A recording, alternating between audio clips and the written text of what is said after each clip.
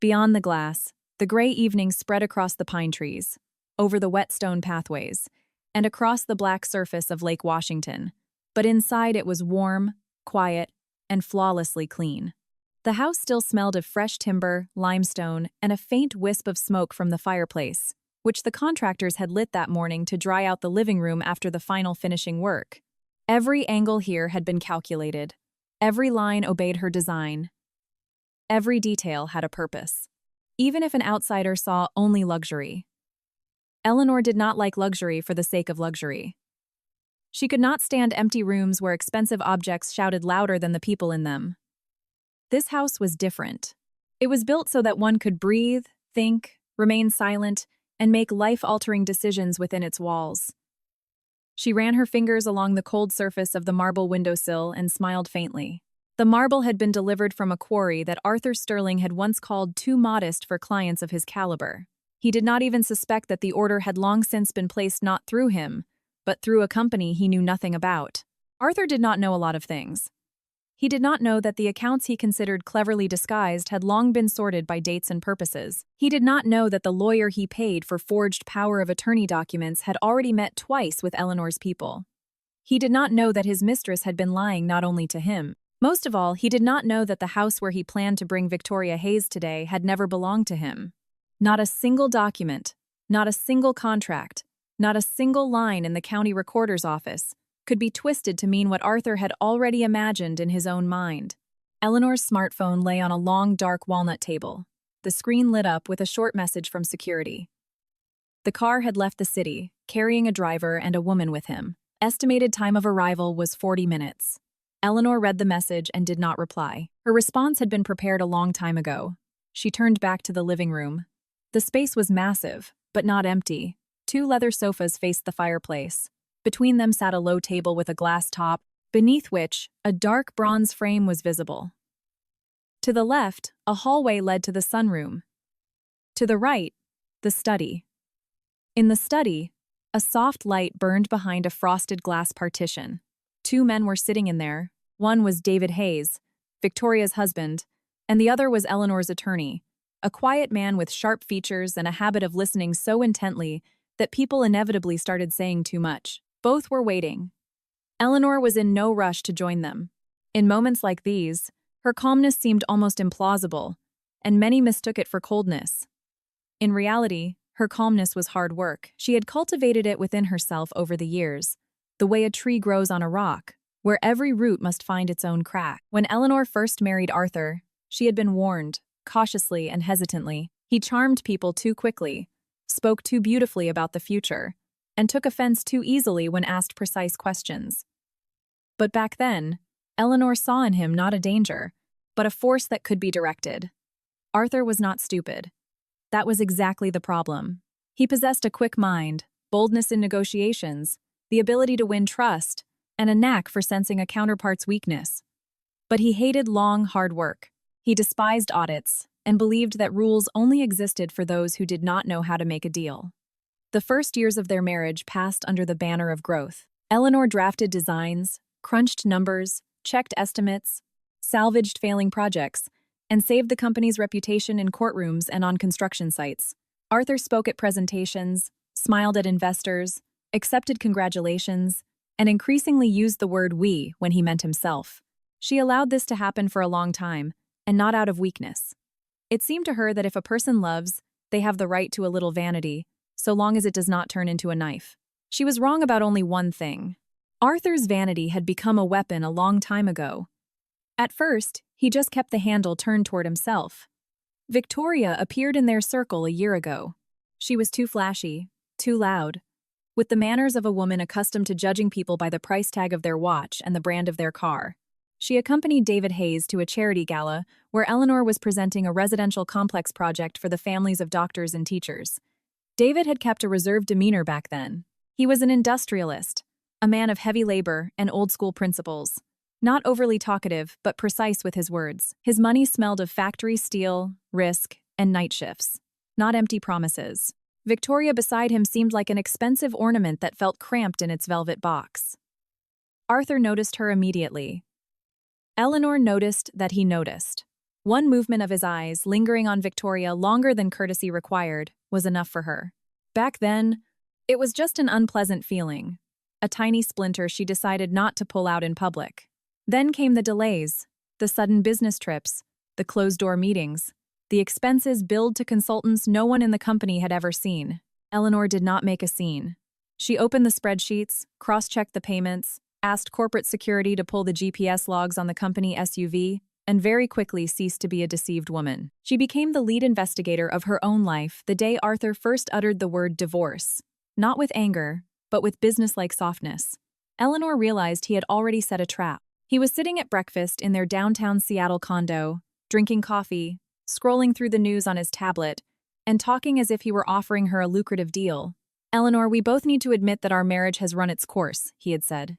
"You're a smart woman. You won't cling to this.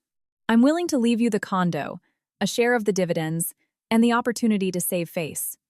Let's not turn this into a cheap garage sale." She remembered how slowly she stirred her black coffee. Save face. He was saying this to the woman who had kept his company on its feet while he learned to play the winner. He was offering her charity from what he had not earned himself. "Arthur, have you already drafted the documents?" she had asked. It was not really a question. He looked up, surprised for a moment, then smiled his usual smile. Eleanor had always found it attractive, until she saw how much contempt hid at its edges. "You underestimate my decency," he replied. She had almost laughed then. Not because it was funny, but because a lie spoken with such absolute confidence sometimes sounds like bad theater. But Eleanor knew how to sit quietly, even in the front row of someone else's farce. Now, standing in the lake house, she heard that voice in her memory again. Today it would sound different, rougher, more liberated. Arthur would believe victory was already in his hands. For a man who believes in his own impunity, honesty is the hardest thing to resist. David stepped out of the study, tall, broad-shouldered, wearing a dark suit with no excess luxury, and stopped at the entrance to the living room. His face was completely still, but Eleanor saw the tension in his fingers as they gripped a thin folder. Pain always betrayed itself in the details. "They're already on their way," Eleanor said. David nodded. He did not ask if she was ready. Such a question would have been an insult. Over the last 2 weeks, he had learned that Eleanor Vance was not the kind of person who needed soothing before taking a decisive step. "Are you sure you want to meet them here?" he asked, after a pause. "We could have passed everything through the lawyers. Without this scene, without seeing their faces." Eleanor looked at him calmly, almost gently. There was no hatred or thirst for humiliation in her gaze. "I am not the one who needs the scene," she answered. "They need it. Arthur has to walk in here as the master and say the things himself that he will not be able to deny later. Victoria needs to see that another person's life isn't a staircase. And you need to hear the truth, not from papers." David lowered his eyes to the folder. He already knew enough. Photographs, text messages, wire transfers, audio recordings of meetings. Victoria's attempt to register a portion of the investments in her own name through a proxy. But knowing through documents and hearing it in a living voice were two different things. Eleanor understood this better than most. "I'm not sure I need to hear anything else," he said quietly. Eleanor did not try to comfort him. People who are in real pain cannot be pacified with pretty phrases. You can only give them back the right to see reality entirely, without the drapes that traitors use to decorate their actions. "You need to hear the betrayal," she said. "That is a private grief, and it will pass. You need to hear the calculation, because calculation does not pass on its own. It leaves consequences if you do not stop it." David looked at her for a long time, then slowly nodded. Attorney Stephen Lawson peeked out of the study. He was 15 years older than Eleanor, and had worked with her ever since she first decided to shield her personal assets from the risk of Arthur's marital claims. Stephen never asked unnecessary questions, but always asked the right ones. "The recording is on," he said. "Cameras are rolling. Security is in position. The notary will be on the line as soon as required." Eleanor nodded. Not a single muscle twitched in her face. The house that Arthur considered the stage set for his triumph had turned into a courtroom even before his arrival. She walked over to the fireplace and adjusted one of the logs with metal tongs. The fire lazily touched the dry wood and flared higher, On the mantelpiece stood 2 bronze candlesticks she had found at a small estate auction. Arthur used to call such things junk, until he saw the price tags. Eleanor suddenly remembered how he used to laugh at her first studio. A tiny space on the outskirts of town, plywood tables, cheap lamps, the smell of coffee and drafting paper. You could work for a normal firm, he used to say. Why build from scratch when you can step into a ready-made system? She had told him then that ready-made systems are often built to keep people on their knees. He had kissed her temple and told her she was taking things too seriously. Now Eleanor understood that he had never actually listened to the meaning of her words. He only listened to the sound of his own future superiority. The main gates were visible from the upper gallery. Eleanor walked up the wide staircase, stepping silently. From above, the living room looked even more spacious, and the firelight cast copper stripes across the hardwood floor. Through the glass wall, she saw headlights flare in the distance. A black SUV stopped in front of the automatic gates. Security did not open them immediately. Those few seconds of waiting were a tiny detail, but Eleanor knew how they would affect Arthur. He hated waiting at doors he considered his own. The vehicle slowly rolled onto the property and glided down the wet driveway. The headlights swept over the pine trunks, the low ground lights, and the smooth paving stones. Eleanor could see Arthur's silhouette in the back seat. Beside him, Victoria raised a hand to her hair, fixing her style before stepping out. Eleanor walked back downstairs. She did not go to meet them at the threshold. The owner does not always step out to greet those who have knocked on the wrong door. Sometimes it is enough to wait until they walk in deep enough to realize the path back no longer belongs to them. David retreated to the study. Stephen took his place by the side console, where the security system monitor displayed several angles of the house. The guards only opened the front door after the second ring. Arthur had pressed the doorbell too sharply, as if trying to transmit his irritation into the electrical impulse. Cold, damp air rushed into the foyer. Along with it entered Arthur Sterling, tall, fit, wearing an expensive cashmere topcoat, wearing the face of a man already savoring someone else's defeat. Behind him stepped Victoria, wrapped in a designer coat, wearing a smile she had perfected in front of a mirror. "It's so quiet," Victoria said, looking around, almost a little gloomy. Arthur smirked and pulled off his gloves. "That's because the house isn't used to life yet. Soon the air in here will be completely different," he said loudly, intentionally, knowing Eleanor would hear. She stood in the living room near the fireplace. A simple dark dress, her hair pulled back, no jewelry except for a thin ring on her right hand. Victoria saw her and slowed her pace for a fraction of a second. Eleanor did not look crushed. That instantly spoiled the carefully prepared pleasure. Arthur walked in first, acting as if he were truly coming home. He cast a glance at the fireplace, the furniture, the glass wall overlooking the lake, and a flash of greed crossed his eyes. Eleanor noticed it with such clarity. It was as if she were looking not at a human being, but at an opened piece of machinery. "You're already here," he said. "Good. We won't have to wait." Eleanor looked at the wet tracks his shoes had left on the light stone floor. She could have asked him to be more careful, but today she was letting him dirty more than just the floor. "I have been waiting," she replied. Her voice was perfectly even. Victoria took off her coat and offered it to Arthur, but he did not take it, so she draped the coat over the back of an armchair, as if testing whether she could already treat the house as her own territory. Arthur walked over to the table and dropped a leather folder onto it. The gesture was meant to be powerful, final. Eleanor almost physically felt him savoring the dramatics of the moment. People like Arthur do not just betray, they need an audience. Otherwise, the victory feels incomplete to them. "Let's skip the pleasantries," he said. "We're all adults here. You know, Victoria, I have no intention of hiding anymore, and you aren't going to play the tragic victim. I brought the documents. Sign them today, and we part ways in a civilized manner." Victoria took a step forward. Her heels clicked sharply against the stone. She gave Eleanor the kind of smile that contained no joy, only the desire to scratch. In some women, cruelty does not manifest in shouting, but in the way they breathe in another person's pain. "Eleanor, really, it's better not to overcomplicate things," Victoria said. "Arthur wants to start a new life. This house is too big for memories and grudges. He needs a woman who knows how to inspire, not one who counts every penny in a spreadsheet." Eleanor turned her head slightly. "And you think that is you?" she asked. Victoria did not hear the mockery, because there was none. The question sounded honest, almost curious.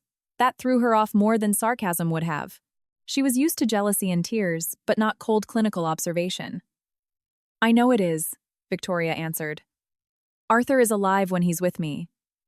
With you, he was just the accountant of his own fate." Eleanor shifted her gaze to Arthur. He was smiling approvingly, letting his mistress say the things he hadn't quite dared to articulate completely himself. "How convenient," Eleanor said. "One calls hard work boredom, the other calls parasitic living inspiration." Arthur straightened up sharply. His smile did not vanish entirely, but it grew rigid. He had expected resentment, perhaps pleading, but not this quiet precision, which always irritated him more than screaming. "Don't start," he said. "You lost, Eleanor. Just accept it with dignity.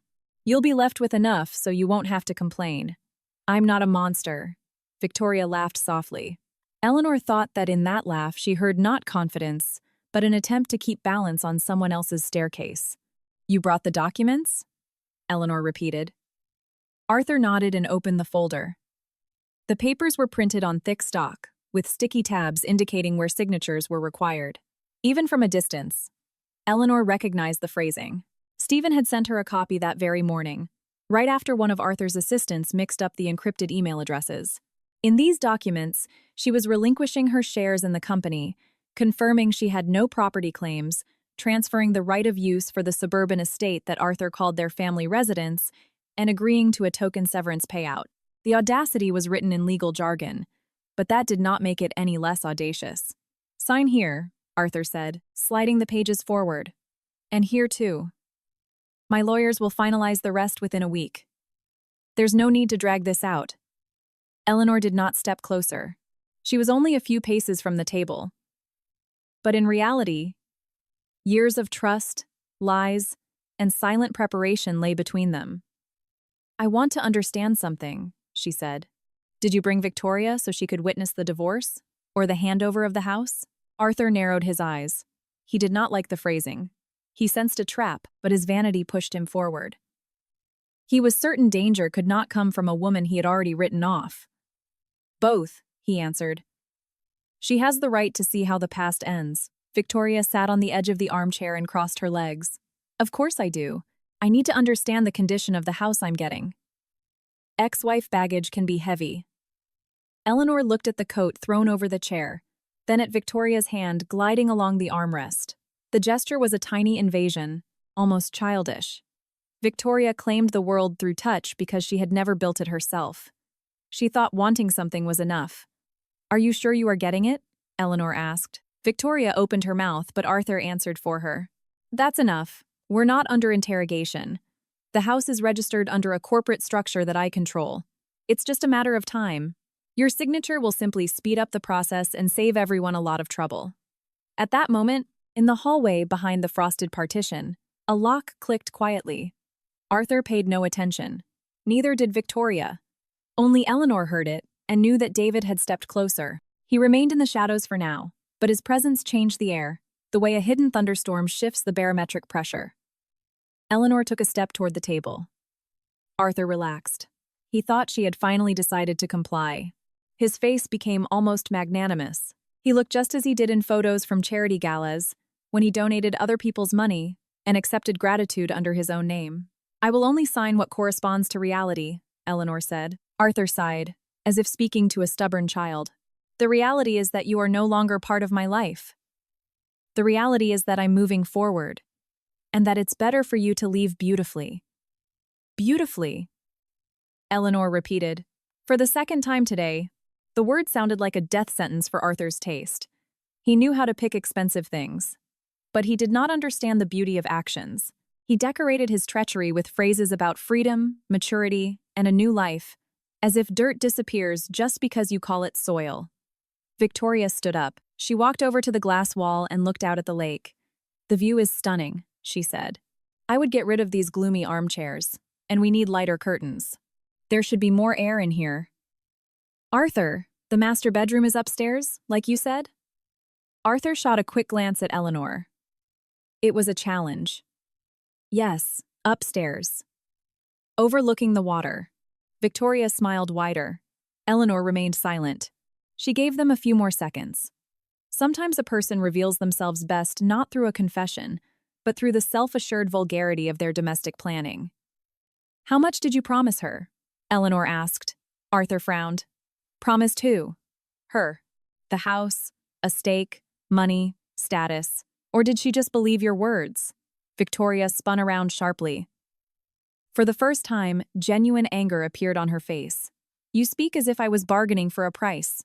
Eleanor looked at her calmly. "Weren't you?" she asked. The silence following that question did not last long, but it grew dense. Arthur slapped his palm against the folder. "That's it. Sign it. I'm sick of your attempts to salvage your dignity through toxic remarks. You always knew how to ruin a moment." Eleanor walked over to the table and picked up the top page.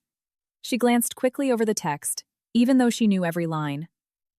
Then she neatly placed the page back down. Her fingers did not tremble. Arthur noticed this and clamped his jaw in irritation. He desperately wanted to see at least one crack. "It says here that I recognize your right to manage this house," she said. Arthur nodded. "Yes, because practically speaking, I am the one managing it." Eleanor raised her eyes. "Practically speaking, you are standing in my house, Arthur, asking me to sign a paper that proves your attempted fraud." Victoria was the first to laugh. The laugh came out too loud and too short. Arthur did not laugh. His face went blank for a fraction of a second. Then he smirked. But now there was effort behind that smirk. "Your house," he said. "Eleanor, don't humiliate yourself with fantasies." "It is not a fantasy," she replied. "The fantasy is what you were telling Victoria on the drive over here, that you're finally getting rid of your boring wife, that you'll bring her into her new lake house, secure a signature, and start living like a man no one audits." Victoria turned pale, just barely. Eleanor knew she had hit the mark. Those exact words, or something very close to them, had indeed been spoken in the car. Arthur turned to his mistress, then back to Eleanor. "How do you know that?" he asked, instantly regretting the question. Eleanor did not answer. She looked toward the study. The frosted glass grew brighter. Then the door opened. David Hayes walked out slowly, without theatricality, without malice on his face, but his appearance hit the room harder than any scream could have. Victoria froze by the window. "David," she exhaled. The name slipped from her lips, not as a greeting, but as the sound of a freefall. Arthur spun around abruptly and, for the first time all evening, lost his posture. He realized he had not walked onto a private stage for humiliation. He had walked into a room where they were waiting for him. David stopped next to Eleanor.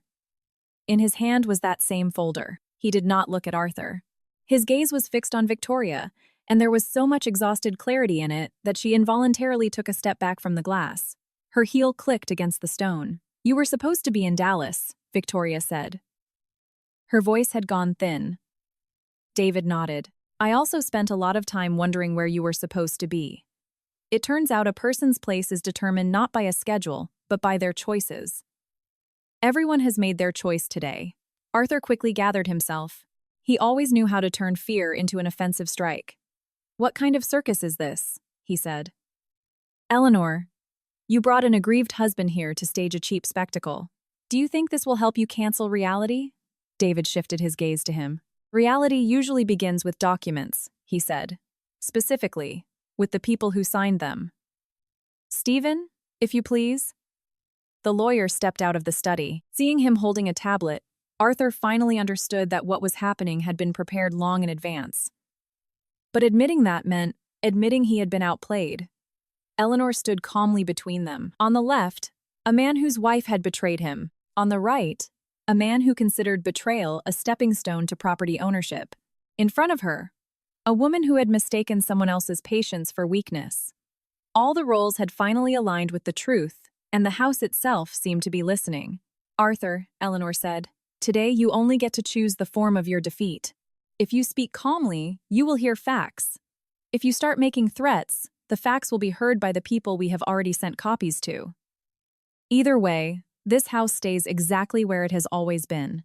With me." He looked at her as if seeing her for the first time.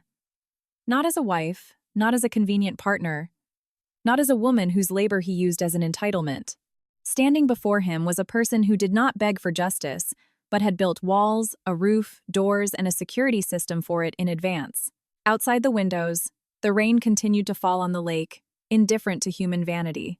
The fire in the fireplace rose higher, illuminating the faces of those who had come to celebrate someone else's humiliation, only to find themselves on the threshold of their own exposure.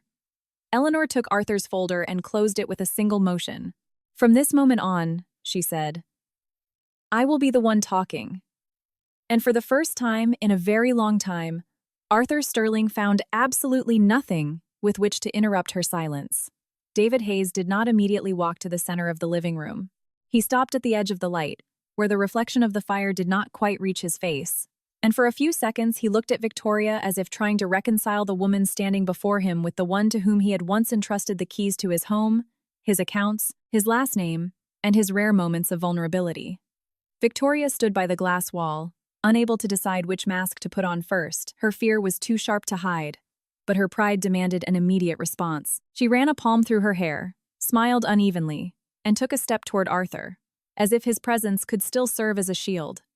"David, this isn't what you think," she said. The phrase sounded so deeply cliché that even Arthur winced. Eleanor watched them in silence and thought that people who know how to lie inventively often resort to the cheapest words at the critical moment, because fear strips them of all their polish. David tilted his head slightly. "I stopped thinking for you a long time ago, Victoria. Now I just look at the facts. You came here with someone else's husband to a house he promised to gift you. That looks enough like the truth that it doesn't need any decoration." Arthur took a sharp step forward. "Hayes, I wouldn't advise turning a personal drama into a performance. If you have problems with your wife, handle them at home. I'm discussing our property matters with Eleanor." David shifted his gaze to him, devoid of anger, but with such heavy weight that Arthur's voice dropped half an octave. "You're not discussing property matters," David said. "You're trying to secure a signature on documents that confirm a deliberately false right to dispose of an asset, while simultaneously using my wife as a witness to your own superiority. A bad combination, Arthur. Too much arrogance and too little caution." Stephen Lawson silently placed the tablet on the table. On the screen was an open directory of files, organized by date. Eleanor saw Arthur's eyes skim over the file names and linger for a fraction of a second on a line containing the name of his assistant. That was enough. "Don't touch my data," Arthur said. "If you've illegally gained access to corporate information, that's already a federal matter." Eleanor calmly sat back in the armchair by the fireplace, allowing herself for the first time all evening to adopt the posture not of the accused, but of the presiding judge of a hearing where everything already had its designated order. "The federal matter started much earlier," she said, "when the first funds for bogus consulting fees left the corporate project account. When you signed my name on a power of attorney that I had never laid eyes on. When you decided that marital proximity gave you the right to steal just as well as a lockpick." Victoria turned sharply to Arthur. Her eyes narrowed. "Bogus consulting? Arthur, what is she talking about?" He did not answer right away. And that exact pause told Victoria more than any explanation could have. It wasn't remorse that flashed across her face, but the anxious calculation of someone checking to see if they had walked into someone else's trap. Eleanor noticed that calculation and almost felt sorry for David. You can survive lost love. You can even survive betrayal. What is harder to survive is the moment you realize that the person you trusted, even in the midst of being exposed, cares only about securing their own exit, not about your pain. Arthur finally smirked. "Eleanor, you were always brilliant with spreadsheets, but you never understood how life works. Business isn't done with clean hands. Sometimes you have to pay people you can't write a nice stamped contract for. You enjoyed the results when they brought in profits, didn't you? I enjoyed the results of the labor of engineers, architects, accountants, and foremen," Eleanor said. "Not bribes, not forgeries, and not the shell schemes you used to cover your own debts."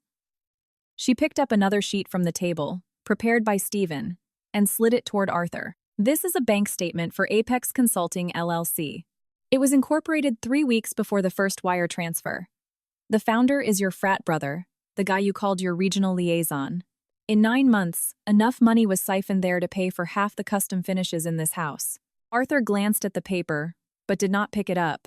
His fingers twitched, and then he shoved his hands into the pockets of his topcoat.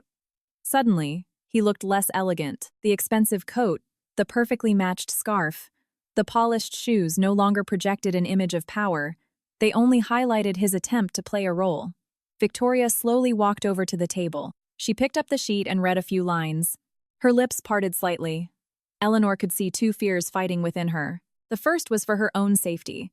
The second was the realization that Arthur might have hidden a cut of the money from her. "You said these were project bonuses," Victoria said quietly. Arthur whipped around to face her. "Don't start this in front of them." She looked up. "In front of them? That means there is an explanation. Just not for this room." David let out a joyless chuckle. "Well said, Victoria. A pity it comes so late." Eleanor had not raised her voice once. That was her strength, and her vengeance. Let those who came unprepared do the shouting. She knew that every subsequent piece of paper would peel another layer of confidence off Arthur. The power of men like him does not rest on facts, but on the assumption that no one will dare check them. David placed his folder next to Arthur's.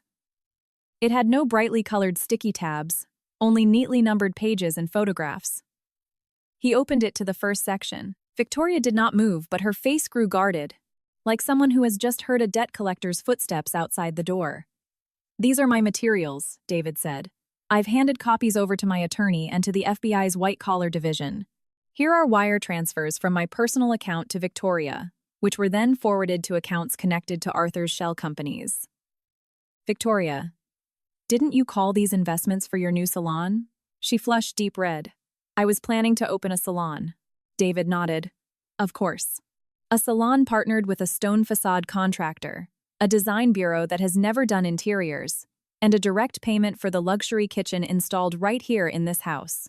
A beautiful salon, very spacious. And with a lake view." The words hit her harder than a slap. Victoria looked at the kitchen zone, separated from the living room by a dark stone island. The built-in cabinets gleamed, alongside high-end appliances and hidden accent lighting. 10 minutes ago, she had been mentally changing the curtains and placing her perfumes in the master bedroom.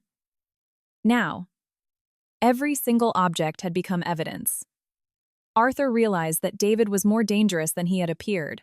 You could argue with a wounded husband, mock his jealousy, paint yourself as a free spirit, but a man armed with documents, an even voice, and legally certified copies turned a private scandal into a battlefield where Arthur did not control the rules. "You two have set yourselves up beautifully," Arthur said, turning to Eleanor. "You found each other, traded grievances, fabricated a few crimes, but you forgot that in the real world, connections matter more than your little folders." Eleanor looked at him with almost genuine pity. He still believed he was navigating by the old map. "Connections matter a lot," she said. "But connections hate the light, especially when their names start appearing next to forged powers of attorney, illegal wire transfers, and attempts to extort an owner. You can call anyone you want. I already know which of them won't pick up the phone." Arthur went completely white. For the first time all evening, he believed that Eleanor had not acted alone, nor in the heat of the moment. The very thought of her running an independent operation infuriated him. He liked to think of her as strong only within the boundaries where her strength served his success. A morning on a job site a year and a half ago flashed into his memory. The subcontractors had blown the deadlines. The investor was threatening massive penalties, and Arthur had been screaming furiously at the foreman in front of the entire crew. Eleanor had arrived 20 minutes later, never raised her voice once, rebuilt the supply schedule in an hour, and saved the contract. Back then, he had been proud of her, the way one is proud of a precious, highly effective tool. He used to tell his friends that his wife was brilliant but difficult, that without him, she would drown in the details, while without her, he could always just hire someone else. It is funny how easily a man turns someone else's talent into an accessory to his own biography. Eleanor knew this. She had overheard it by accident once. She had not forgiven it right away, but she had kept silent. Now she felt that their marriage had not died from infidelity, but much earlier. It died on those evenings when Arthur allowed himself to tell strangers that her labor was only valuable because he was the one utilizing it.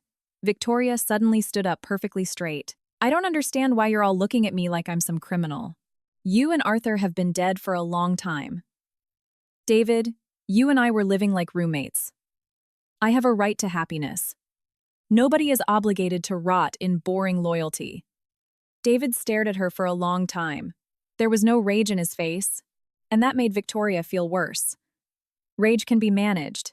It can be fueled or pitied. Calm, steady pain gave her no foothold. It bounced her words right back to where they came from and exposed their complete emptiness. "You had the right to leave," he said. "You had the right to say you didn't love me anymore. You had the right to pack your bags, hire a lawyer, and start a new life. But you chose lies, my money, his promises, and an attempt to use another woman as a stepping stone. That isn't finding happiness. That's predation." Victoria turned away. Her eyes glistened. But Eleanor did not buy the tears. There was too much anger in them at being caught, and too little grief over the damage she had done. She knew this type of person. They don't cry because they stabbed you. They cry because you took the knife away. Stephen tapped his tablet, and the first audio recording began to play. The voices were not loud, but perfectly clear. Arthur was talking to an unidentified man about the need to expedite the power of attorney paperwork. He mentioned that Eleanor wouldn't put up a fight if she was presented with a done deal. He laughed, saying that women with professional reputations despise public scandals. No one in the room moved.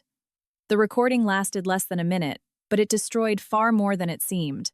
Arthur lunged toward the table, but David placed his palm flat on the edge of the folder, not threateningly, just defining a boundary. Arthur stopped.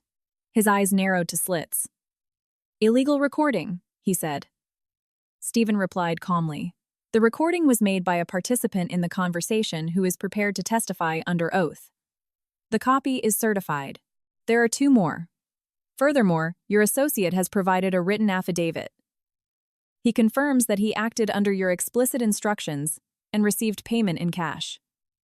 Arthur let out a laugh. It came out bone dry. "Of course. You bought a coward. Everything is for sale. Well, Eleanor, I see you've learned how to play the game too." She stood up from the armchair. There was no suddenness in her movement, but Arthur fell silent. He felt what many negotiators had felt when she stopped being polite and became surgically precise. "Don't confuse being bought with facing consequences," she said. "He didn't become brave. He just got scared. You built a scheme out of people who were only loyal to you up until the exact minute your protection stopped looking profitable. That's not a team, Arthur. That's a chain of weak links." David closed his folder. "That's enough for a start. I wanted to see if there'd be even a single confession without pressure. I was wrong." Victoria looked at him as if he owed her a path to justification. But David was no longer negotiating with the past. Arthur violently snatched his folder off the table. "This conversation is over. Eleanor, you'll regret this. You have no idea who you're playing with. The house, the company, the money. I will contest all of it. I will find a way." He was speaking rapidly, losing his trademark smoothness. Panic, not power, bled into every sentence now. Eleanor did not block his way. She even took a half step back, allowing him to feel the freedom to move. But that freedom was an illusion. Security was stationed outside the doors. The recordings were already safely uploaded to the cloud. In downtown Seattle, several people were simultaneously waiting for her signal to launch the next phase. "You can leave," she said, "but answer one question first." Arthur stopped at the edge of the rug. She did not raise her voice. "When you were driving here, you told Victoria you were going to make me sign the documents right in front of her. Did you truly believe that humiliating me would make the signature more legally binding?" Victoria closed her eyes. She realized Eleanor knew entirely too much. Arthur turned around slowly. A cruelty surfaced on his face that he had never allowed himself to show completely before. Now he had nothing left to decorate. The mask of greatness had cracked, revealing the ordinary malice of a man cornered by his own stupidity. "I thought you would finally understand your place," he spat out. The words hung in the air. They were the exact gift Eleanor had been waiting for. Not a legal confession, insufficient as standalone evidence, but a pristine expression of his internal world. Stephen almost imperceptibly lowered his gaze to the tablet. The recording was still running. Eleanor nodded. "Thank you." Arthur frowned, realizing too late. David turned away to look out the window. Victoria opened her eyes and stared at Arthur as if, for the first time, she was terrified not of his exposure, but of his essence. Yet her fear for herself proved stronger than any moral clarity. At that precise moment, another vehicle pulled up outside. Headlights swept across the living room glass and vanished near the side entrance. Arthur heard the sound of tires crunching on the wet gravel. His shoulders went rigid. Eleanor checked her watch, then looked at Stephen. He responded with a brief nod. "Who is that?" Arthur demanded. Eleanor did not answer right away. She walked to the window.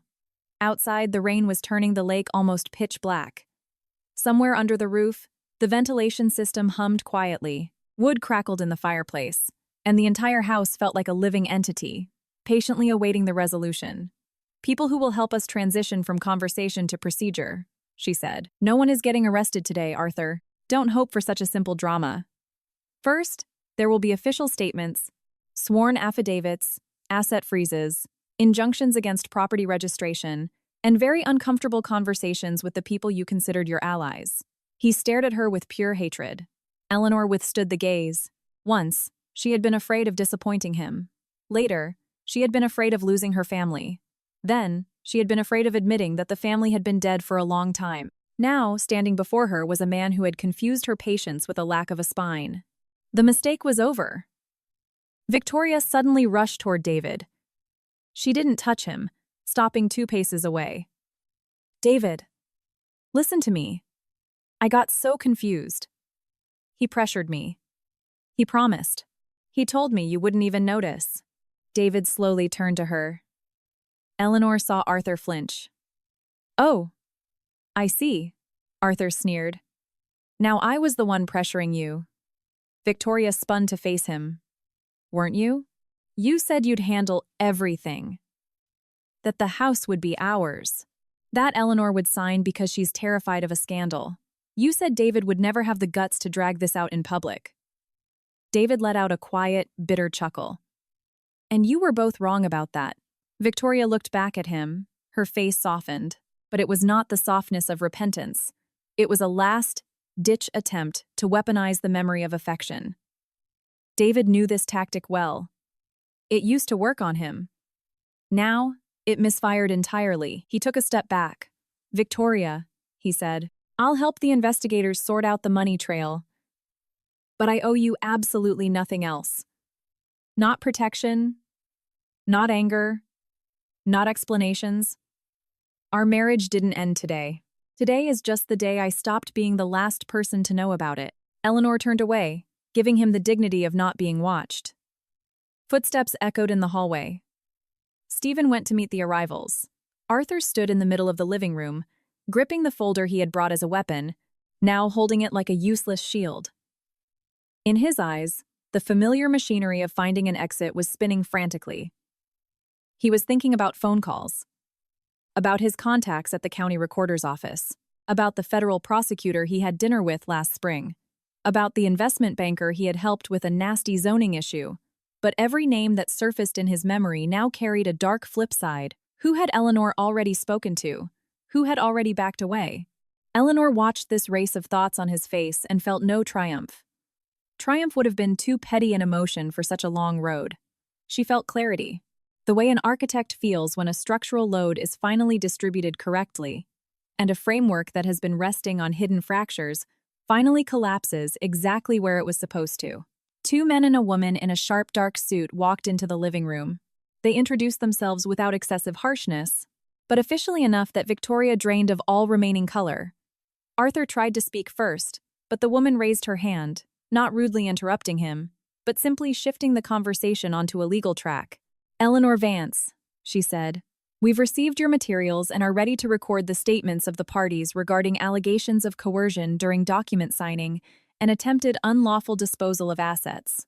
Arthur let out a sharp laugh. "Allegations. Do you hear yourselves? This is a marital dispute. Nothing more." Eleanor looked at him. "Marital disputes end in tears. Arthur. This is where the fraud schemes end." She turned to the federal investigator and calmly handed over a pre-prepared manila envelope. "Here are the original property deeds for the house, the contractor payment agreements, the final acceptance certificates, and copies of all correspondence with the builders." The woman took the envelope, checked the seals, and handed it to one of the men. David stepped forward and added his folder to the stack. Victoria watched these motions as if watching doors slamming shut. An hour ago, she had driven up here as the future lady of the house. Now, her name was sitting in an active fraud investigation file, alongside wire transfers and lies. Arthur tried to force a smile. "You're all making a mistake. I never signed anything on Eleanor's behalf. There were no threats. These are standard divorce settlement drafts. Everything else is just the fantasy of bitter people." Eleanor did not reply immediately. She took his folder, flipped it open to the last page, and turned it to face the officials. "Then you will have no trouble explaining why your draft settlement states my consent to transfer the right of use for a house that is not part of our marital property and has never once been listed among your assets. And also why this document was prepared before you had obtained even a single legal basis for it." Arthur remained silent. There was more truth in his silence than in all his previous speeches combined.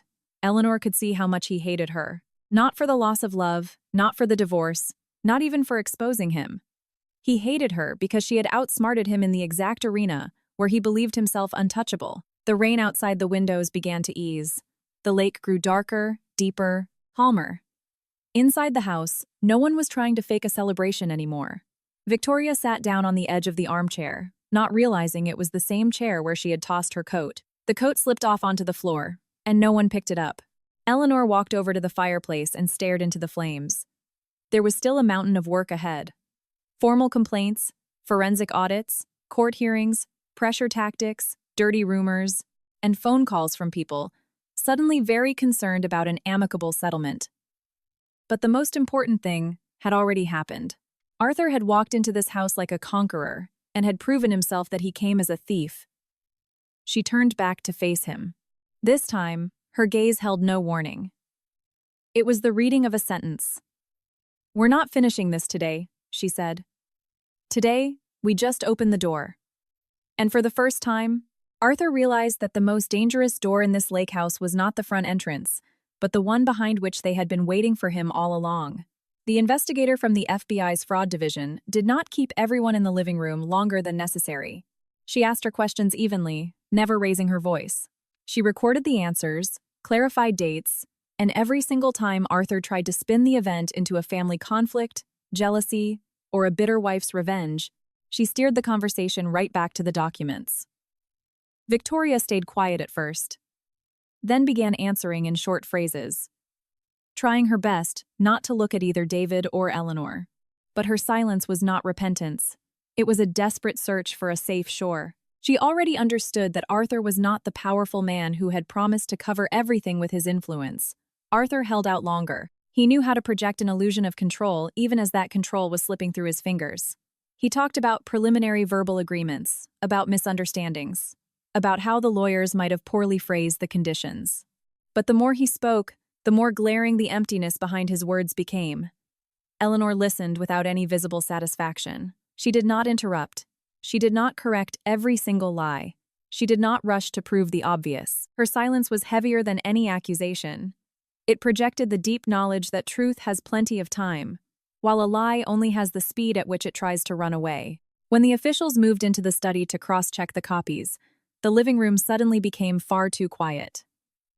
Outside the windows, the rain had almost stopped entirely. Fog began to rise from the lake.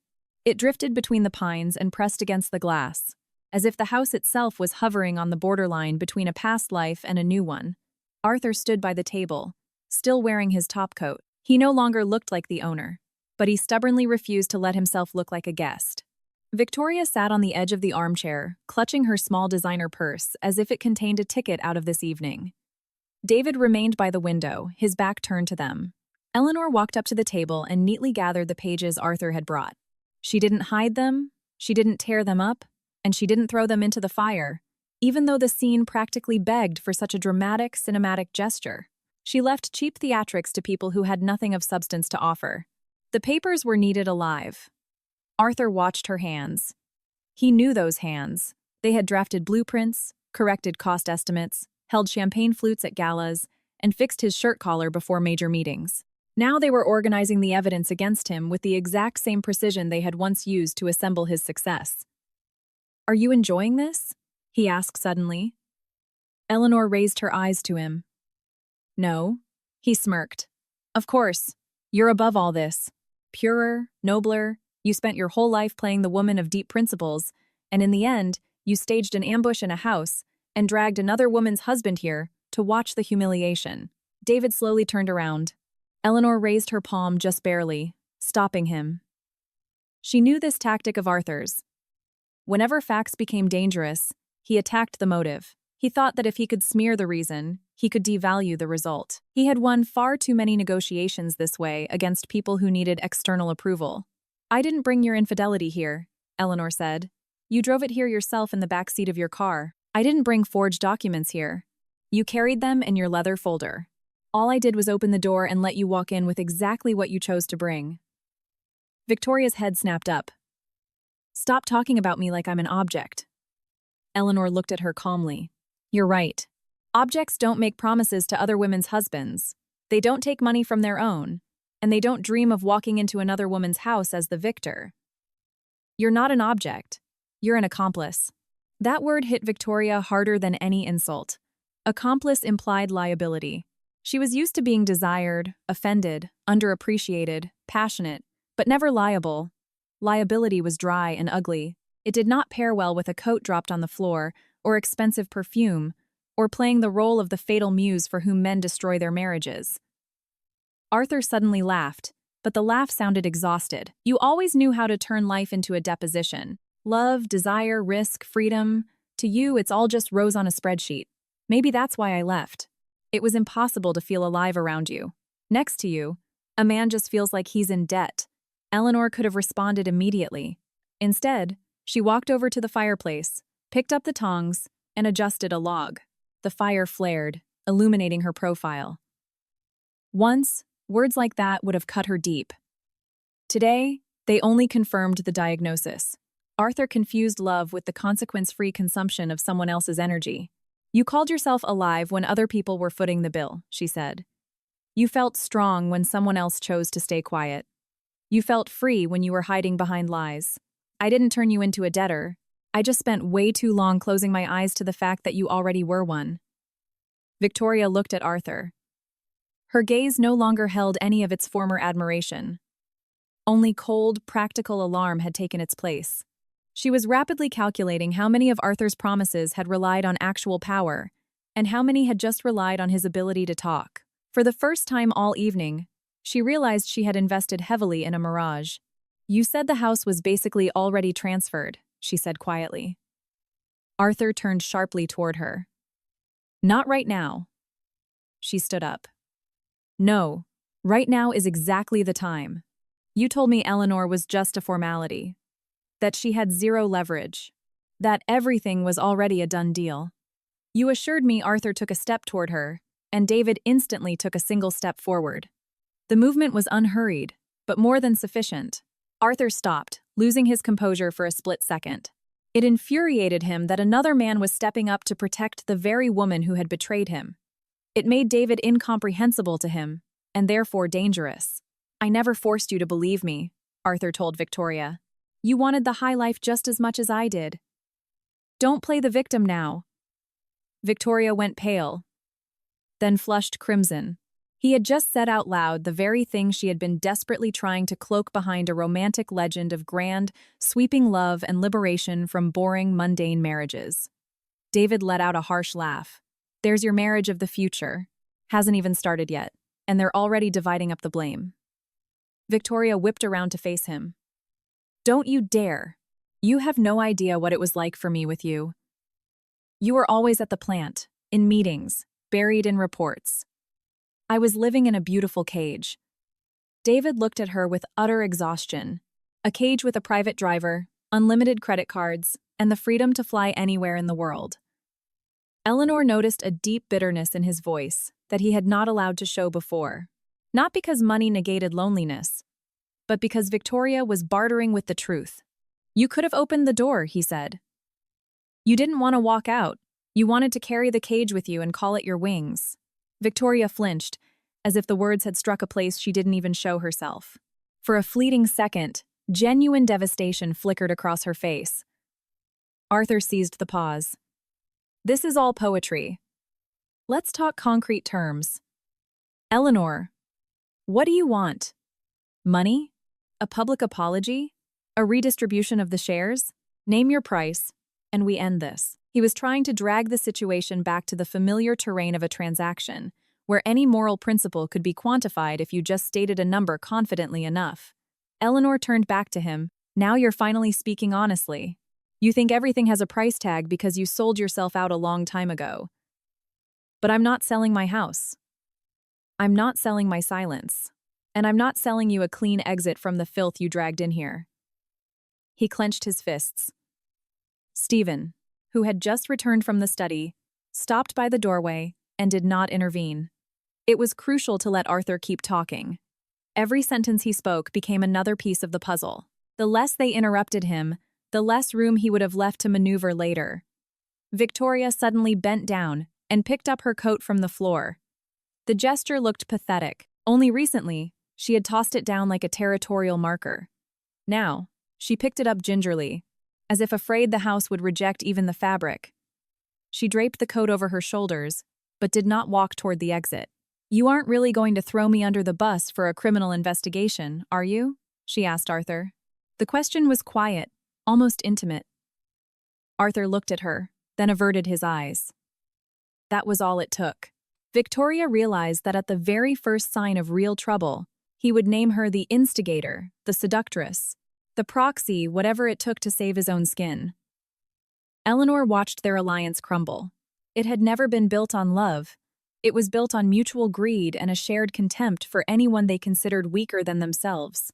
Such alliances look rock solid as long as the prize is dangling in front of them. At the first whiff of a penalty, everyone starts looking for a back to hide behind. The federal investigator emerged from the study. She announced that the preliminary review of the documents was complete, and the materials would be formally attached to the inquiry. Her tone was strictly procedural, devoid of any theatricality. That sheer bureaucratic banality made the reality even more terrifying for Arthur. His personal catastrophe was being processed as standard paperwork. We'll need to take separate formal statements, she said. Nobody is being detained tonight, but you're legally obligated to appear when summoned, and you're barred from taking any actions to liquidate or transfer the disputed assets. Furthermore, official subpoenas will be issued regarding the corporate entities and accounts identified. Arthur tried to interrupt, but she kept going. Any attempts to coerce, intimidate, or pressure the complainant or witnesses will be logged as separate criminal offenses. Eleanor stood nearby, her expression completely unchanged. Arthur realized the warning was meant specifically for him. Pure rage warred with his instinct for self-preservation. His rage demanded he lash out at Eleanor with words. His instinct forced him to keep his mouth shut. Victoria asked in a faint voice, "Can I leave now?" The investigator looked at her. "After we record your contact information and issue your formal notice." Victoria nodded, looking like a schoolgirl standing before a strict principal. David turned his back to the room. Eleanor noticed, realizing it hurt him more to see her humiliated than to see her guilty. True attachment has a strange nature. It doesn't just evaporate on command when facts are presented. David no longer wanted to save Victoria, but a part of him still remembered the woman he had once trusted. Eleanor respected that silence. Not every kind of pain needs to be turned into a speech. When the formalities concluded, the officials left through the side exit, escorted by Stephen. 4 people were left in the house again.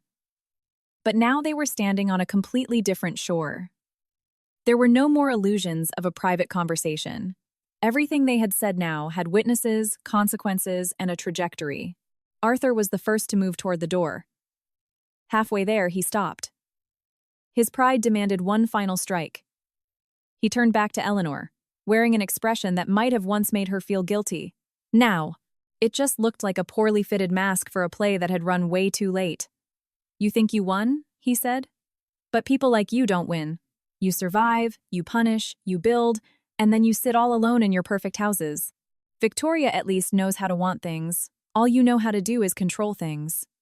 Eleanor did not reply right away. She looked at the house around her, at the stone, the timber, the light, the windows, the wet pines, and the lake. He thought he could sting her with the threat of loneliness, because he was terrified of being left without an audience. But loneliness did not scare Eleanor. The only thing that scared her was living next to a person who turned trust into prey. "Control," she finally said. is when you forge your wife's signature. When you decide your mistress is entitled to walk into another woman's home as her prize. When you calculate that shame will force the other person to stay quiet. What I did here is called setting a boundary. Arthur flinched, as if intending to shoot back a response, but he found no words. Victoria suddenly laughed, a quiet, almost hysterical sound. A boundary. What a beautiful phrase. You two are so perfectly proper. Eleanor, David. Documents, facts, morality, but real life is dirtier. Everyone cheats. Everyone takes. Everyone wants more. No, David said. Not everyone. It's just more convenient for you to believe that everyone does. Because otherwise, you would have to admit that it was a choice. Victoria fell silent. His voice wasn't loud, but it contained a definitive period. Sometimes one calm sentence permanently cuts off any possibility of continuing a lie. Arthur grabbed Victoria by the elbow. Let's go. She yanked her arm away. Don't touch me. Arthur went pale with fury. Don't make a scene. She looked at him with sudden, blistering hatred. A scene? You dragged me out here, to another woman's villa. You promised me a crown, and now you're calling my terror a scene. Eleanor did not intervene. Stephen had returned to the living room, but he too stood watching in silence. The destruction of an alliance of traitors didn't require any outside help. It was collapsing on its own, because trust had never been part of its foundation. Only mutual exploitation, dressed up in words about passion and starting fresh. Arthur leaned in close to Victoria. Keep your mouth shut. If you don't want to make this worse. She stepped back. Worse for who? For you? Or for us? He did not answer. And that silence became an answer all its own. David closed his eyes for a split second, as if promising himself he would not step in to save her from the truth she had chosen. Victoria turned to Eleanor. Are you happy now? Did you get your little theater? Eleanor looked at her without a trace of gloating. No. I got confirmation that I stopped the two of you just in time. There is a massive difference. Victoria opened her mouth to say something else, but her voice broke, and she just pulled her coat tighter around herself. Arthur walked toward the exit alone. His footsteps sounded heavier than when he had arrived. Earlier, the click of his expensive shoes had marked someone else's territory as his future property. Now, every single step was a retreat.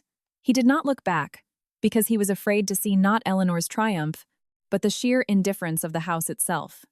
Victoria lingered for a second. She looked at David. In that gaze was everything she couldn't say aloud. A plea, anger, fear, the lifelong habit of being forgiven, and a weak, desperate hope that he might still prove stronger than her betrayal. David did not walk toward her. He only said quietly, "The driver will take you back to the city. My lawyers will contact you tomorrow." Victoria nodded, but it wasn't a sign of agreement. It was an admission of defeat. She walked out after Arthur, without taking his arm. The heavy front door closed behind them with a soft click, devoid of any dramatic slam. For several seconds, no one spoke. From outside came the muffled voice of a security guard, the low hum of an engine, and the brief crunch of gravel under tires. The car pulled away from the entrance. Eleanor walked to the window and watched the red taillights slowly disappear around the bend of the wet driveway. David remained by the fireplace. His shoulders slumped, and he suddenly looked several years older. Eleanor knew that exact physical state. When the fight isn't over yet, but the first heavy curtain falls, the body suddenly remembers exactly how much strength it took to stand up straight. Winning knows how to wound you too. You were right in what you said. He spoke into the quiet. It is a misfortune. It's predation. Eleanor turned back to him. Sometimes people steal not because they don't have enough, but because they view other people's boundaries as an invitation. David nodded, staring into the dying fire. I should have seen it sooner. Eleanor didn't tell him it wasn't his fault. That kind of phrase often just shuts down a conversation. Instead, she offered a more precise truth. You saw exactly what you were capable of bearing at that moment. The rest became visible when there was enough light. David looked at her with a gratitude he didn't try to force into words. Stephen walked over to the table. Phase 1 went better than expected. Arthur said quite a bit. Victoria did too. The phone calls will start tomorrow. Eleanor nodded. They started yesterday. Stephen raised an eyebrow in surprise. For the first time all evening, She allowed herself a barely noticeable smile. Arthur requested a private meeting with one of the board members, she said. The board member informed me this morning. 2 of our corporate banks have already frozen their informal credit agreements pending clarification. The facade subcontractor is ready to hand over his email threads. And that contact of his at the county recorder's office suddenly suffered a severe bout of conscience after a quick chat with his own attorney. Stephen exhaled, a sound bordering on deep professional respect. You launched the entire sequence before tonight even happened. Of course. Tonight wasn't about the starting gun, Eleanor replied. Tonight was just about letting him hear the sound of the fall. David looked at her. And you are certain he won't try to hit back harder? She shook her head. He will absolutely try. But now, he'll be operating entirely out of fear. Fear makes men like him loud and sloppy. His entire strength rested on the absolute certainty that I would never dare air the dirty laundry in public. Now the dirt is sitting under a spotlight, and he's going to have to step right in it himself. Outside the windows, night had fully taken over. The interior of the house reflected against the glass, and for a fleeting moment, Eleanor saw herself inside that reflection. A woman in a dark dress, flanked by her attorney, and a man who had just survived the wreckage of his own trust. Behind them, the fireplace, the walnut table, the legal folders, the soft light. No grand triumphant victory, just order. After a long period of chaos, she walked over to the front foyer and lingered by the threshold. Arthur's wet footprints still stained the stone floor. Security would wipe them up later, the way they wiped up the tracks of any random visitor. Eleanor stared at those smudges without a trace of hatred. Someone else's dirt stops being yours the second you stop trying to hide it. A new message vibrated on Stephen's phone. Stephen handed her the device. Eleanor read the short text line from her head of security. Sterling has left the perimeter. Attempted to call 3 contacts from the driveway. 1 didn't pick up, 2 sent him to voicemail. Eleanor locked the screen and placed the phone on the table. Arthur hadn't lost completely yet. He still had money, connections, rage, and a distinct talent for destroying other people's reputations when his own started to crack. But tonight, for the very first time, he hadn't collided with a wife he could shame into submission, but with a system she had built entirely without him. Victoria hadn't vanished from this story yet, either. She was too terrified and too proud to just walk away quietly. Eleanor fully expected that tomorrow, Victoria would start talking, looking for allies, and quite possibly selling Arthur out piece by piece to save herself. And that, too, would serve the truth. David walked over to the door of the study. I need to make a call to my attorney, he said. Eleanor nodded. Stephen will show you in. David stopped. Eleanor. She looked at him. Thank you for not turning this into petty revenge. She didn't answer right away, because the statement went deeper than mere gratitude. Revenge is too small a concept for what they did, she said. I need a result. He nodded and disappeared into the study. Stephen followed him, leaving Eleanor alone in the vast living room. The silence of the house, for the first time all evening, was truly her own silence, without foreign voices, foreign contempt, or foreign entitlements. She turned off some of the overhead lights. The fireplace kept burning. The lake outside the window was almost invisible now. Only a thin silver horizon line separated the black water from the black sky. Eleanor stood before the glass, thinking neither about the impending divorce, nor the money, nor the upcoming court battles. She was thinking about how dangerous it can be to get too used to your own endurance. Being strong for too long sometimes means forgetting that pain still exists. She hadn't let the pain steer her today, but that didn't mean the pain had magically vanished. It had simply taken its proper place. Arthur's folder still lay closed on the table. Eleanor walked over, rested her palm flat against it, and felt the smooth leather beneath her fingertips. He had brought it here as a command. She would leave it there as an exhibit. The house was no longer a stage for her humiliation. It had become the exact coordinate where the truth finally found an address. Somewhere far in the distance, thunder rumbled again, weak now, drifting away across the lake. Eleanor lifted her head. Tomorrow, the next phase would begin. Unspectacular, ugly, but the most vital. The harsh fluorescent lights of legal offices, dry interrogations, signatures, corporate seals, frozen accounts, confessions, and the sheer panic of people who, just yesterday, had called themselves untouchable. She wasn't afraid of it. After all, she had spent her entire life knowing how to build houses, companies, strategies, defenses, and herself, rebuilding after every single hit. Now, she had to build the definitive proof that a person who is constantly underestimated does not need to scream in order to tear someone else's lies down to the absolute foundation. The morning after the night by the lake didn't start with silence, but with ringing phones. They came one after another, short bursts lighting up the screen, displaying the names of people who, just recently, had considered Arthur Sterling a rock-solid partner. Now, those names popped up with the hyper-caution characteristic of men who had just caught the scent of a burning reputation. Eleanor sat in her downtown Seattle office on the 22nd floor of the corporate tower, staring out at the gray, overcast sky beyond the glass. Spread across her desk were 3 thick binders, 2 tablets, and a cup of coffee that had gone cold hours ago. She didn't look exhausted, even though she had barely slept. She had scheduled her exhaustion for later. Stephen Lawson walked in without knocking, the way people do when they no longer need to prove their loyalty.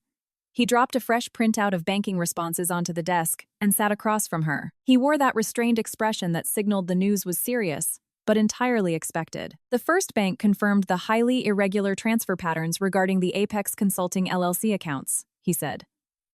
The second requested additional justification but didn't outright refuse.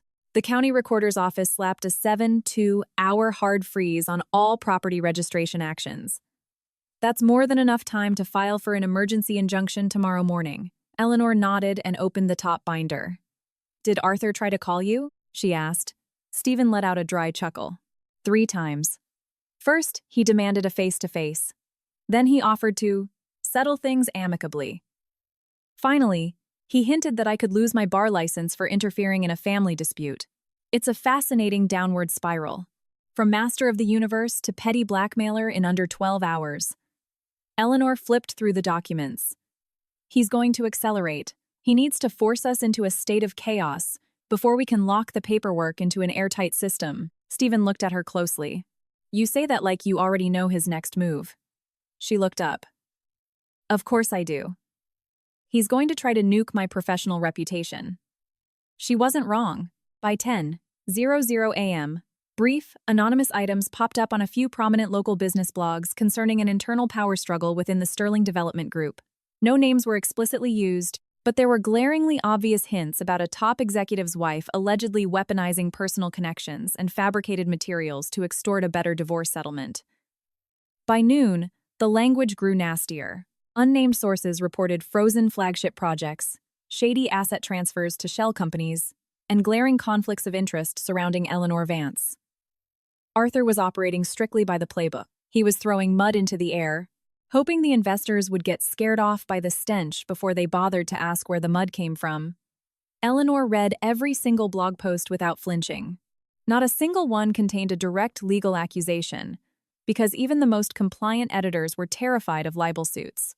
But the goal was crystal clear. Not to prove her guilty, but to spook the partners into backing off, creating enough noise that Arthur could rebrand himself as the tragic victim of a cold-blooded, calculating woman. Stephen suggested drafting an immediate press denial. Eleanor refused. Not yet. They want me to play defense. We're going to do something else entirely. At 3:00 p.m., we deliver the full, unredacted financial packet to the board of directors. At 5:00 p.m., we bring in the independent forensic auditor. At 7:00 p.m., let the business journalists receive an anonymous tip asking why Arthur Sterling is suddenly refusing to hand over his corporate documents. Stephen stared at her with the exact look veteran lawyers give to clients who understand the law just as well as they do, but use it as raw material for a much larger architecture. Eleanor wasn't building a response. She was building a corridor that would force her opponent to walk straight into his own execution. At that exact moment, Arthur sat in his own corner office on the other side of the city, gripping his phone with white knuckles. A cup of black coffee sat untouched next to an ashtray, even though he had quit smoking 5 years ago. Today, he was smoking again, like a man who desperately needed something to occupy his shaking fingers. His assistant, Kyle Bennett, stood by the heavy oak door, terrified to step any closer. The day before, Arthur had still been screaming. This morning, he had gone dangerously quiet. People feared that kind of silence in him much more, because it signaled not control, but a readiness to lash out blindly in any direction. Kyle was already deeply regretting the day he ever agreed to act as a middleman. "Who tipped off Lawson?" Arthur demanded. Kyle swallowed hard. "I don't know. Maybe the notary's office. Maybe Cole." Arthur looked up, his eyes dead. "Maybe. Do you understand that the word maybe is currently costing me a few $1,000,000 and a couple of felony counts?" Kyle went pale. "I only did exactly what you instructed me to do." Arthur stood up so fast his chair hit the credenza. "Exactly. You did it. And if anyone decides to start giving sworn statements, they're going to start with you. So think very carefully, Kyle. Is it more profitable for you to remember everything I've done for you, or to suddenly discover a conscience and become expendable collateral damage for my wife?" Kyle stayed quiet. He was terrified of Arthur, but he was infinitely more terrified of the stack of papers he had seen in Stephen Lawson's hands the night before. Fear of a boss only holds up as long as the boss looks stronger than the law. After last night, Arthur's power looked like a pane of tempered glass. It still reflected light, but the spiderweb cracks were already there. Victoria walked into the office without knocking. She was wearing dark, oversized sunglasses, even though it was a heavily overcast Seattle day, and a pristine white coat that looked far too glamorous for her panicked face. Arthur waved Kyle out with a violently irritable gesture. Kyle slipped out with profound relief, leaving them alone with the smell of stale tobacco and impending defeat. "You weren't answering my calls," Victoria said. Arthur sank back into his chair. "I was busy trying to salvage what you helped destroy last night." She pulled off her sunglasses. Dark circles shadowed her eyes. She clearly hadn't slept a wink. "Don't you dare talk to me like I orchestrated this. You promised me those documents were bulletproof. I promised you that you would keep your mouth shut," he snapped. "But you started spilling everything I ever said in front of a live audience, like a panicked schoolgirl." Victoria stepped closer. "Because you were gearing up to throw me straight under the bus. I saw your face. You were already picking out which names to call me the second they started asking questions," Arthur sneered. "And what exactly were you counting on? Eternal love?" "We're both adults here, Victoria. You wanted the house, the social status, the cash, and a man who knew how to take what he wanted. I wanted a woman who didn't stare at me like a walking IRS audit. Don't try to turn this into a tragic romance." She slammed her palm down on his desk. "I can talk, Arthur. David already knows everything anyway. I have absolutely nothing left to lose." He stood up slowly, leaning over the mahogany. "You're wrong. There is always something left to lose. Your reputation, your freedom, your access to David's bank accounts, even the last pathetic scraps of your husband's respect, which you clearly still hope to salvage based on the way you were looking at him with those puppy dog eyes." Victoria took a step back, but she didn't retreat to the door. A vicious kind of courage rose up inside her, the kind that often grips people backed into a corner not by morality, but by sheer terror. "What if I march right into the fraud investigator's office and tell them you coerced me into participating? That I had no idea how the financial schemes worked? That I just trusted you blindly?" He laughed in her face. "Try it. I have text threads where you specifically ask me what date the house will be cleared, so you can bring in your interior designer. I have the wire receipts. I have messages from you bragging about how David is an old, naive workhorse who would never notice the missing cash. Did you honestly think I kept you off a leash?" Victoria froze completely. The terror flooded back into her face. But now, it was laced with pure hatred. Arthur saw it and realized she had just become a massive liability. A loyal ally is far less dangerous than an accomplice who has just been violently reminded of her place in the food chain. He decided he would deal with her separately, later. "Just get out for now," he said. "And keep your mouth shut." She slid her sunglasses back on. "You're not the master of this game anymore, Arthur. Not anymore." He opened his mouth to fire back, but she walked out, slamming the heavy door behind her. That slam echoed in his ears like the very first physical breach in a fortress wall he had always believed was impenetrable. By late afternoon, the board of directors convened in the secure executive conference room. Eleanor walked in last, perfectly on time, but ensuring everyone had already spent a few minutes marinating in the uncomfortable tension of waiting. 6 men sat around the massive polished table. Some stared straight ahead. Others pretended to be deeply engrossed in their briefing packets. Arthur took the seat directly across from her, wearing the deeply offended expression of an unjustly accused owner. The chairman of the board, a veteran financier named Richard Grayson, opened the meeting with dry formality. The agenda today concerns an emergency situation involving irregular capital movement, an escalating property dispute, and severe potential reputational damage to the group. Mrs. Vance, you provided the initial materials. Mr. Sterling, you will be given the floor to respond. Arthur immediately leaned into his microphone. I insist that what we are looking at is an act of vindictive personal revenge, heavily disguised as a corporate inquiry. My soon-to-be ex-wife is weaponizing our divorce proceedings to destabilize this firm and execute a hostile takeover. Every single piece of so-called evidence requires independent verification. Until then, drawing any conclusions is recklessly premature. Eleanor listened to him without a single muscle moving in her face. He sounded incredibly convincing, as he always did. The perfectly timed pauses, the measured, reasonable tone, the subtle, weary sigh of a great man forced to defend himself against utter absurdity. A few of the board members unconsciously relaxed their shoulders. They desperately wanted to believe in the familiar corporate narrative, where a massive scandal could be quietly swept under the rug with the phrase personal family circumstances. Then the floor was handed to Eleanor. She didn't start with emotional appeals, marriage, or infidelity. She clicked a button, and a massive flowchart of capital movement illuminated the smart screen on the wall. Arrows, dates, exact dollar amounts, LLC names, individual surnames, wire routing numbers. The presentation was so bone-dry that its sheer lack of emotion instantly dismantled Arthur's attempt to frame it as a hysterical domestic spat. Between February 23rd and November 6th, 7 separate wires left the group's accounts bound for Apex Consulting LLC, Eleanor stated. Not a single invoice or statement of work details any tangible deliverables.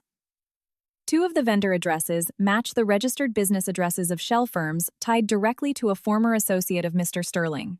3 of the invoices were approved in direct violation of our internal dual authorization protocols. Arthur tried to cut her off. Those were executive operational decisions. Eleanor turned her head to look dead at him. Executive operational decisions do not require the forgery of my digital signature. The conference room went deathly quiet. She brought up the next slide. A system access log. Timestamps, device IDs, IP addresses. Next to it, a scanned copy of the power of attorney bearing her signature. This is the document utilized to negotiate the transfer of use rights for the suburban estate project. That signature is not mine. A preliminary forensic handwriting analysis has already been delivered to our external counsel. A full, court-ordered forensic review has been scheduled. The specific device from which this scan was uploaded is registered to Mr. Sterling's executive assistant, Kyle Bennett. Arthur went visibly pale, but he still tried to hold the line. This is a clerical error. Kyle must have misfiled the documents. Chairman Grayson looked up over his reading glasses. A clerical error involving a forged signature? Arthur whipped his head toward the chairman. I said, the matter requires independent verification. Eleanor smoothly added, which is precisely why I am filing a formal motion to temporarily suspend Arthur from all financial signatory authority pending the audit. A low murmur rippled through the room. One of the senior board members, Thomas Linus, who had reliably backed Arthur for years, frowned heavily. Do you understand the catastrophic market consequences of a move like that? Eleanor looked him dead in the eye. I understand the catastrophic consequences of doing nothing, Tom. The market will forgive swift, ruthless house cleaning. It will never forgive hidden rot once it gets exposed by federal regulators. Linus shut his mouth. That sentence wasn't just aimed at him. Everyone in the room knew the leaks had already hit the press. If the board didn't prove they had a chokehold on the crisis, federal regulators would step in and take control. Arthur watched the temperature of the room shift, and for the first time in his professional life, his words were no longer the center of gravity. He slammed his hand flat on the polished table. Have you all conveniently forgotten who brought the massive institutional investors to this table? Who pulled those dead projects out of the fire? Who opened the VIP doors? Eleanor arched one eyebrow. The investors' money and the grueling labor of our engineering teams opened the doors, Arthur. All you opened were the PowerPoint presentations. There is a rather substantial difference. A few fleeting reactions crossed the faces around the table, hastily concealed. Grayson called for order and officially tabled the motion for an internal forensic audit and the immediate suspension of Arthur's financial authority. The vote took less than 60 seconds. 4 in favor, 1 abstention, 1 opposed. Arthur refused to cast a vote. The motion carried. His face turned to stone, but a dark, unhinged fury flared in his eyes. After the meeting, he caught up to Eleanor in the executive hallway. The floor-to-ceiling glass walls reflected their silhouettes tall, freezing cold, acting like complete strangers. Junior staff hurried past, pretending not to notice the radioactive tension radiating between them. Arthur kept his voice low, knowing that shouting in the corridor would broadcast weakness. "You honestly think this company is going to rally behind you?" he hissed. "They're terrified of a scandal. They don't like you. You've always been too rigidly proper, too unyielding, too deeply inconvenient." Eleanor stopped walking. "They aren't required to like me. They just need to know with absolute certainty that I'm not actively embezzling from them right under their noses." He stepped uncomfortably close. "You're detonating everything we built together." "No," she replied smoothly. "I'm surgically separating what we built from what you tried to steal." Arthur let out a bitter scoff. "Beautiful. You're even turning our divorce into a cold-blooded architectural blueprint." For the first time all day, Eleanor allowed herself a genuinely icy smile. "Because the sheer chaos you call your lifestyle has terrible load-bearing capacity, Arthur." He opened his mouth to fire back, but his cell phone buzzed. He glanced at the screen, and his entire expression violently shifted. Eleanor didn't miss it. The caller ID was restricted, but Arthur clearly recognized the origin point instantly. "Pick it up," she suggested. "It might be one of those powerful connections who promised to save you yesterday." He didn't answer. He rejected the call, shoved the phone in his pocket, and walked away without looking back. Eleanor watched him go, fully realizing that from this moment on, he would become exponentially more dangerous. A man watching his empire evaporate often tries to validate his remaining power by destroying whatever he can reach. Late that evening, Eleanor drove back out to the lake house. She hadn't originally planned to sleep there, but she needed to run a hard check on the upgraded security perimeter. After a call from her head of security, she learned an unidentified vehicle had attempted to breach the front gate. The driver had claimed to be a courier, but flatly refused to show any ID. The guards had turned him around. The license plates belonged to a corporate rental fleet. The house was dark inside, save for a single light burning in the study. Stephen was already waiting for her, holding fresh intel. "Kyle Bennett is gone," he said grimly. "Didn't go home?" "His phone is dead. His wife called me on the firm's general line about an hour ago. She said he was completely terrified this morning and kept asking her if federal witness protection was a real thing." Eleanor slowly peeled off her leather driving gloves. "Arthur." Stephen nodded. "Highly probable," or Kyle panicked and decided to go off the grid himself. "But, if we can get him on the record, proving the forged power of attorney and the wire routing becomes 10 times easier." Eleanor walked over to the panoramic window. A few scattered lights flickered in the darkness. The silence in the room felt oppressively thick. "Find him before Arthur does," she ordered. Stephen was already typing a message to their private investigators. Eleanor despised the phrase, "at any cost." There is always a cost, and a smart person calculates it in advance. But right now, hesitation could cost a man his freedom, or quite possibly his life. Arthur wasn't a murderer, not yet. Anyway, but sheer terror can mutate a man into something unrecognizable. An hour later, the ping came through. Kyle had been spotted down by the old waterfront ferry terminal, an industrial stretch where the security cameras were mostly broken and the massive parking lots emptied out completely after 9:00 p.m. Eleanor didn't wait around for someone to suggest she stay safely behind at the lake house.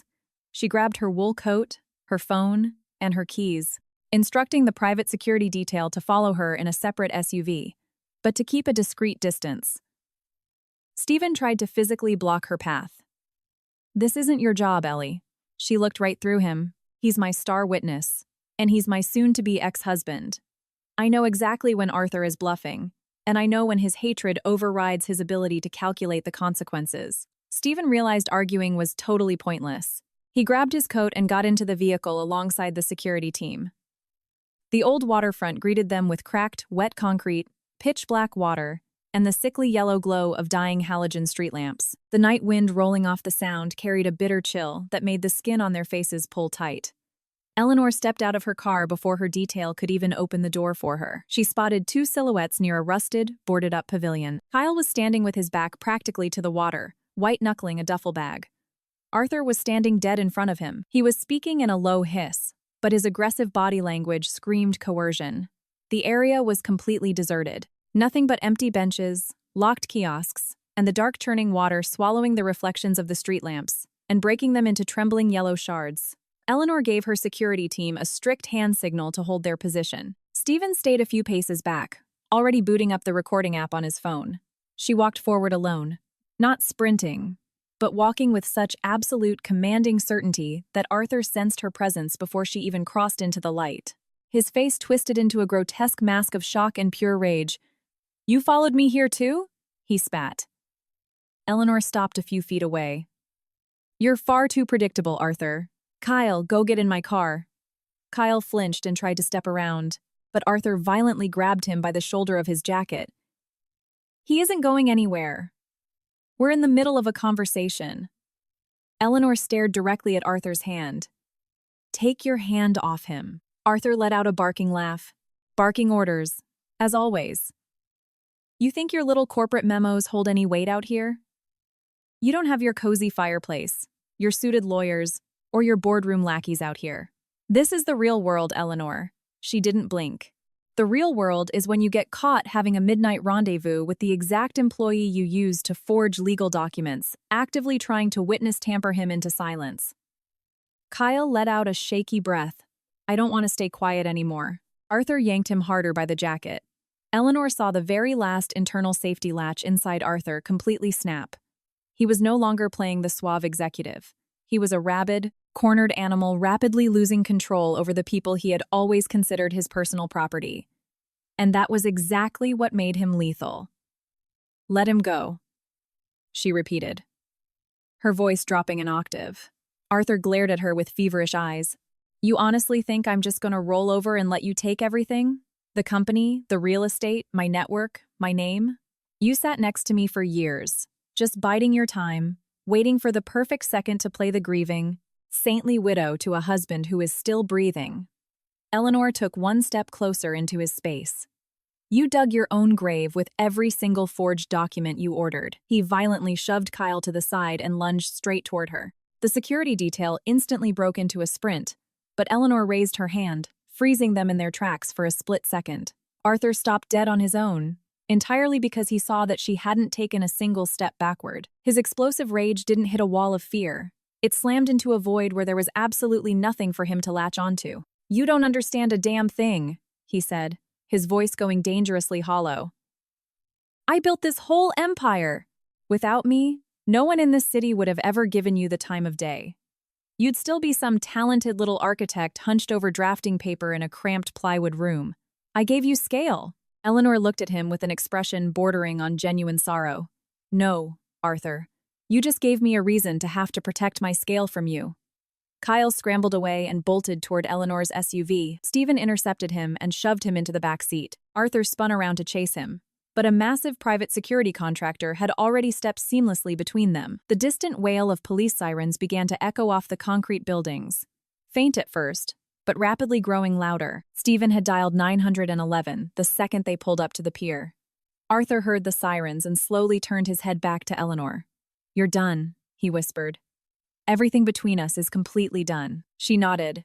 "Everything between us was done a long time ago. Today, we just finally added witnesses." He opened his mouth to hurl something else at her, but the sirens were practically on top of them. The manic energy suddenly drained entirely out of his face. His grand, theatrical role had just abruptly ended on the wet, cracked concrete of an abandoned ferry terminal. The police cruisers swarmed the lot a few minutes later. Kyle gave his preliminary statement right there on the hood of a squad car, his voice shaking, stumbling over timelines. but hammering home the core facts. Arthur had demanded his silence.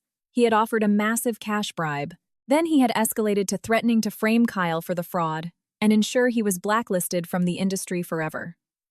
Stephen quietly handed the responding officers the audio file. Eleanor stood off to the side, feeling the damp night air turning freezing cold against her skin. They didn't lock Arthur up in a cell right then and there, but they placed him in the back of a cruiser to transport him to the precinct for formal questioning. He sank into the plastic back seat without even glancing in her direction. There wasn't a shred of dignity left in his silence, just the bone-deep exhaustion of a man who finally realized that every single time he thrashed to escape, the noose just pulled tighter. When the squad cars finally rolled out, Eleanor remained standing on the waterfront. The dark water of the Sound churned, utterly indifferent, carrying the distorted reflections of the street lamps out toward the open ocean. Stephen walked up beside her and murmured that Kyle had officially agreed to cooperate with federal prosecutors. "This changes everything," he said. Eleanor gave a slow nod. "No, Stephen. It just reinforces the foundation we already poured." She popped the collar of her wool coat against the wind and stared down the empty avenue where Arthur's cruiser had vanished. Only the final phase remained ahead. The court hearings, the formal confessions, Victoria's inevitable collapse, and the final, clinical severing of her assets and her name from a man who had sincerely believed he was the center of her universe. But tonight, Arthur had committed an unforced error that could no longer be spun as a misunderstanding. Tomorrow morning, under the blinding fluorescent lights of police interrogation rooms, his midnight ambush would become a sworn line item in a police report. His threats would become an aggravating factor. His supreme arrogance would establish motive. And Eleanor would do what she had always done best, take a chaotic mess and engineer it into a structurally flawless framework, one under which his lies would simply collapse under their own dead weight. The final phase did not kick off in a grand courtroom, the way Arthur had always pictured it, nor in the luxurious lake house where his ego had first sustained a critical fracture. It began in a cramped, windowless investigator's office with stark white walls, brutally hard chairs, and overhead lighting that aged people 10 years and forced them to look honest. Arthur sat across from a metal desk, his fingers interlaced so tightly his knuckles were dead white. Sitting next to him was a criminal defense attorney he had managed to secure after a frantic, sleepless night of calling contacts who were barely willing to pick up the phone anymore. Even this lawyer spoke to him with extreme caution, entirely devoid of the deferential respect Arthur was used to. Kyle Bennett had spent hours giving a comprehensive sworn statement. By morning, he had surrendered text threads, printed bank routing numbers, audio memos, and a detailed chronological breakdown of exactly how the forged power of attorney had been executed. Kyle had wept in the precinct, not out of any moral awakening, but out of sheer, unadulterated terror. But the law rarely demands a pure, noble motive when a man finally decides to hand over the truth. Victoria arrived at the federal investigator's office later in the day. She looked visually flawless, like a woman who had convinced herself that strict external grooming could somehow hold a disintegrating life together. She wore a tailored dark dress. Her hair was smoothed back perfectly. Her lipstick was a cold, neutral shade, but her hands completely betrayed her. Her fingers constantly fluttered, searching for her designer bag, her phone, the edge of her sleeve, any physical object she could anchor herself to. David did not accompany her. His corporate attorneys had already filed a separate civil action regarding the unauthorized diversion of marital funds, alongside formal divorce papers. Victoria had found out about the divorce filing in the hallway, delivered by a stranger's flat, professional voice, and she had literally lost her physical balance for a second. No one reached out to steady her. Not out of cruelty, but because she had spent far too long violently pushing reality away. Eleanor arrived last. She walked into the federal building without a phalanx of security guards, accompanied only by Stephen Lawson and carrying a thick, heavy binder of original documents. In the lobby, several people recognized her from the rapid-fire articles already dominating the local business press. She didn't hide her face behind sunglasses. She didn't quicken her pace, and she wasn't looking for public sympathy. Over the last 3 days, the narrative had drastically shifted its shape. Initially, it had been branded a messy, high-society divorce. Then, a corporate boardroom brawl. But after Kyle's midnight confession and the sweeping asset freezes, the journalists had cautiously pivoted to covering a massive, alleged corporate embezzlement syndicate. Arthur, a man who had spent his life dictating the headlines, suddenly found himself trapped inside a story he was no longer writing. The lead FBI investigator requested to interview the parties in separate rooms.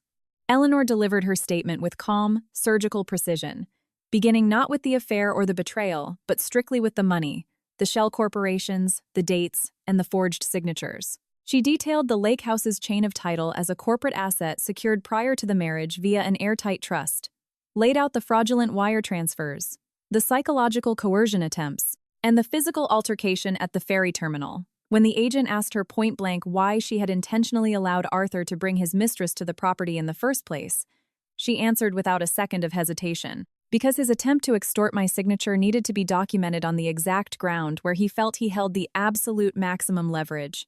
He never would have walked into a law firm and shown his true hand. He required a theatrical stage. The investigator looked up from her notepad.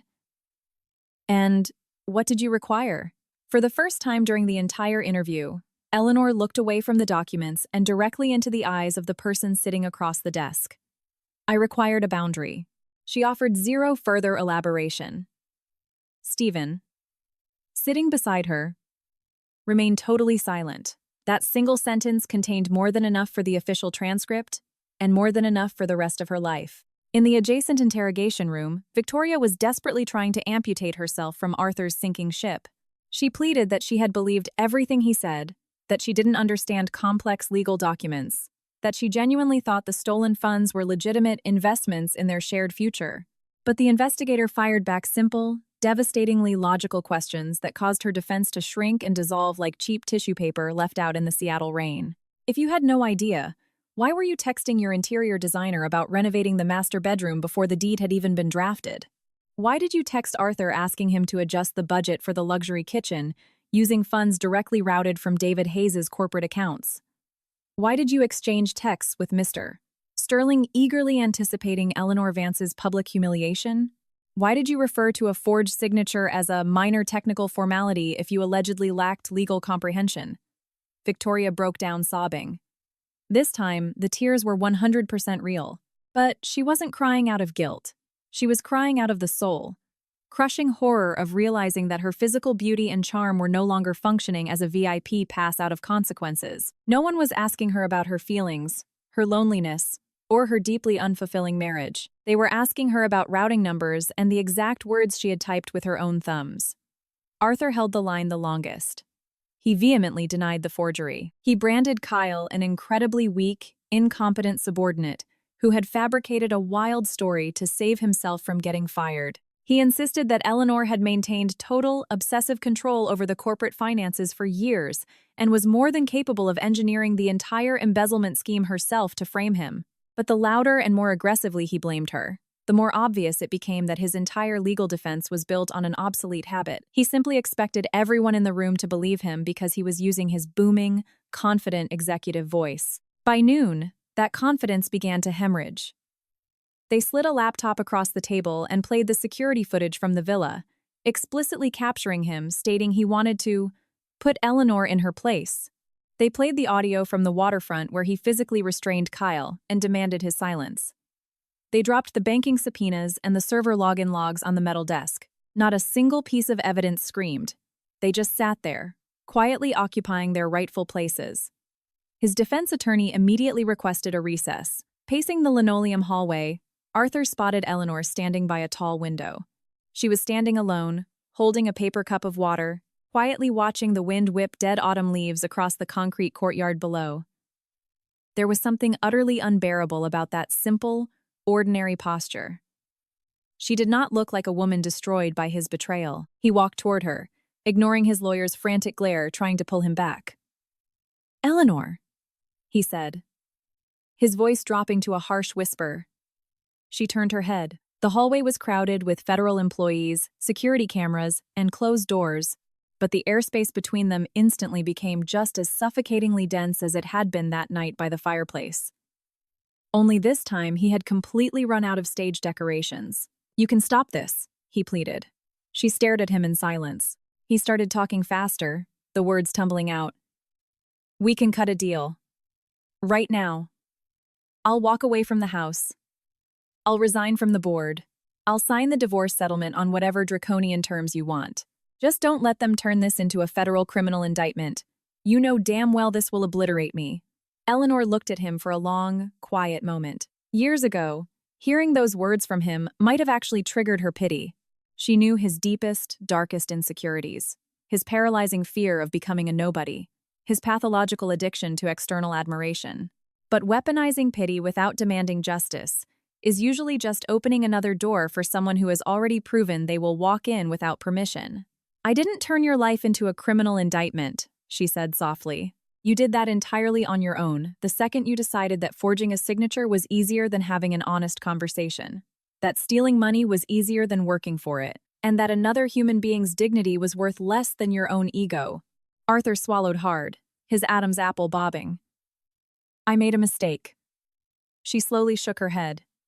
"You make a mistake when you accidentally miss a highway exit.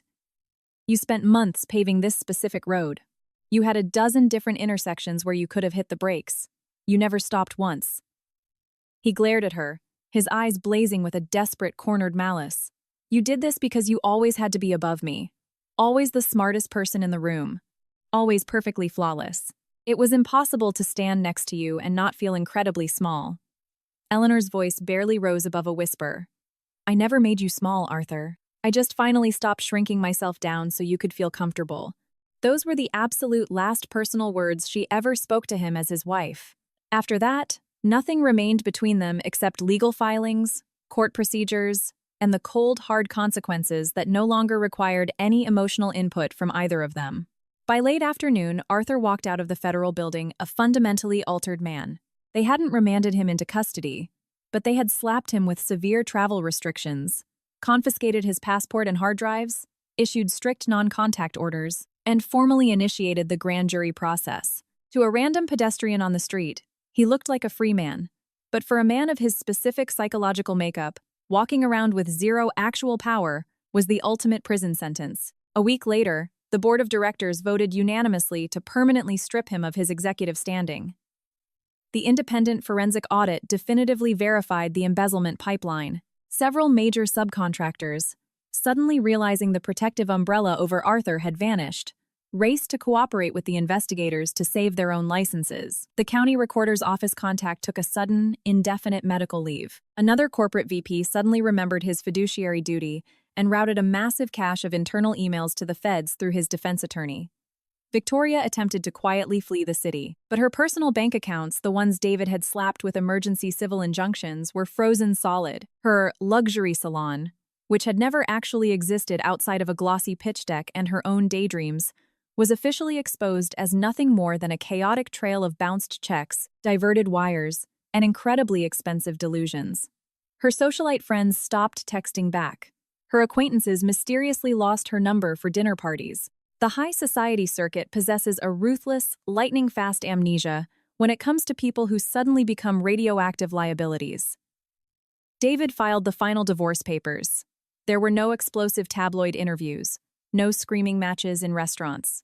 He didn't actively seek to destroy Victoria, even though he easily had the ammunition to do so. He simply divided the marital assets precisely by the letter of the law, aggressively clawed back the embezzled funds, and flatly refused to cover a single cent of her mounting personal debts. Sometimes, the most agonizing punishment for a person entirely accustomed to living on someone else's dime isn't a screaming public scandal.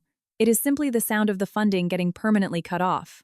One afternoon, Victoria showed up unannounced at David's manufacturing headquarters.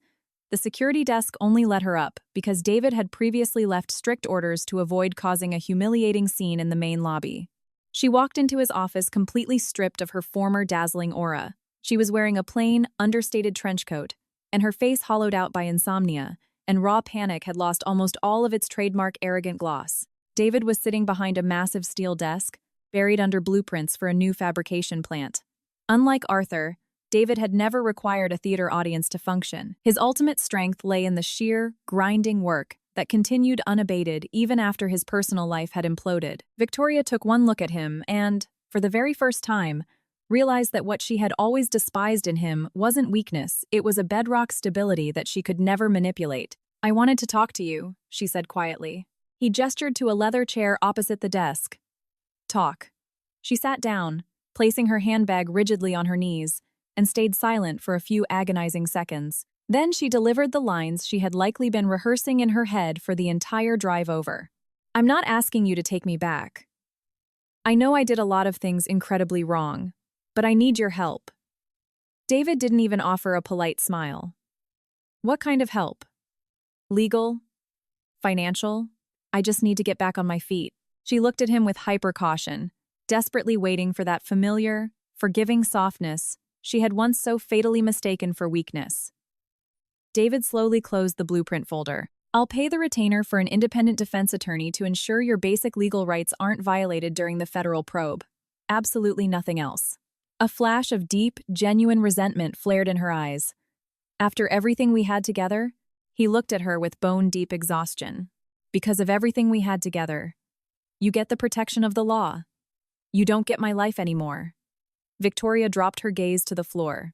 And in that moment, she finally understood that some doors lock permanently, without a dramatic slam or the turning of a deadbolt. They lock simply because there is absolutely no one left standing on the other side waiting for you. Eleanor found out about this interaction much later, when she and David ran into each other at a notary's office to finalize some sworn affidavits regarding the stolen corporate funds. He recounted the meeting briefly, sparing the emotional details, and his voice held zero gloating. It was just the quiet tone of a man who had paid an excruciatingly high price for clarity, but absolutely refused to keep haggling with his own past.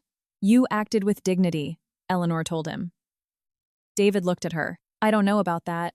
Sometimes acting with dignity just means trying your hardest not to mutate into the exact same kind of person who wounded you. She nodded slowly. That is already a massive achievement.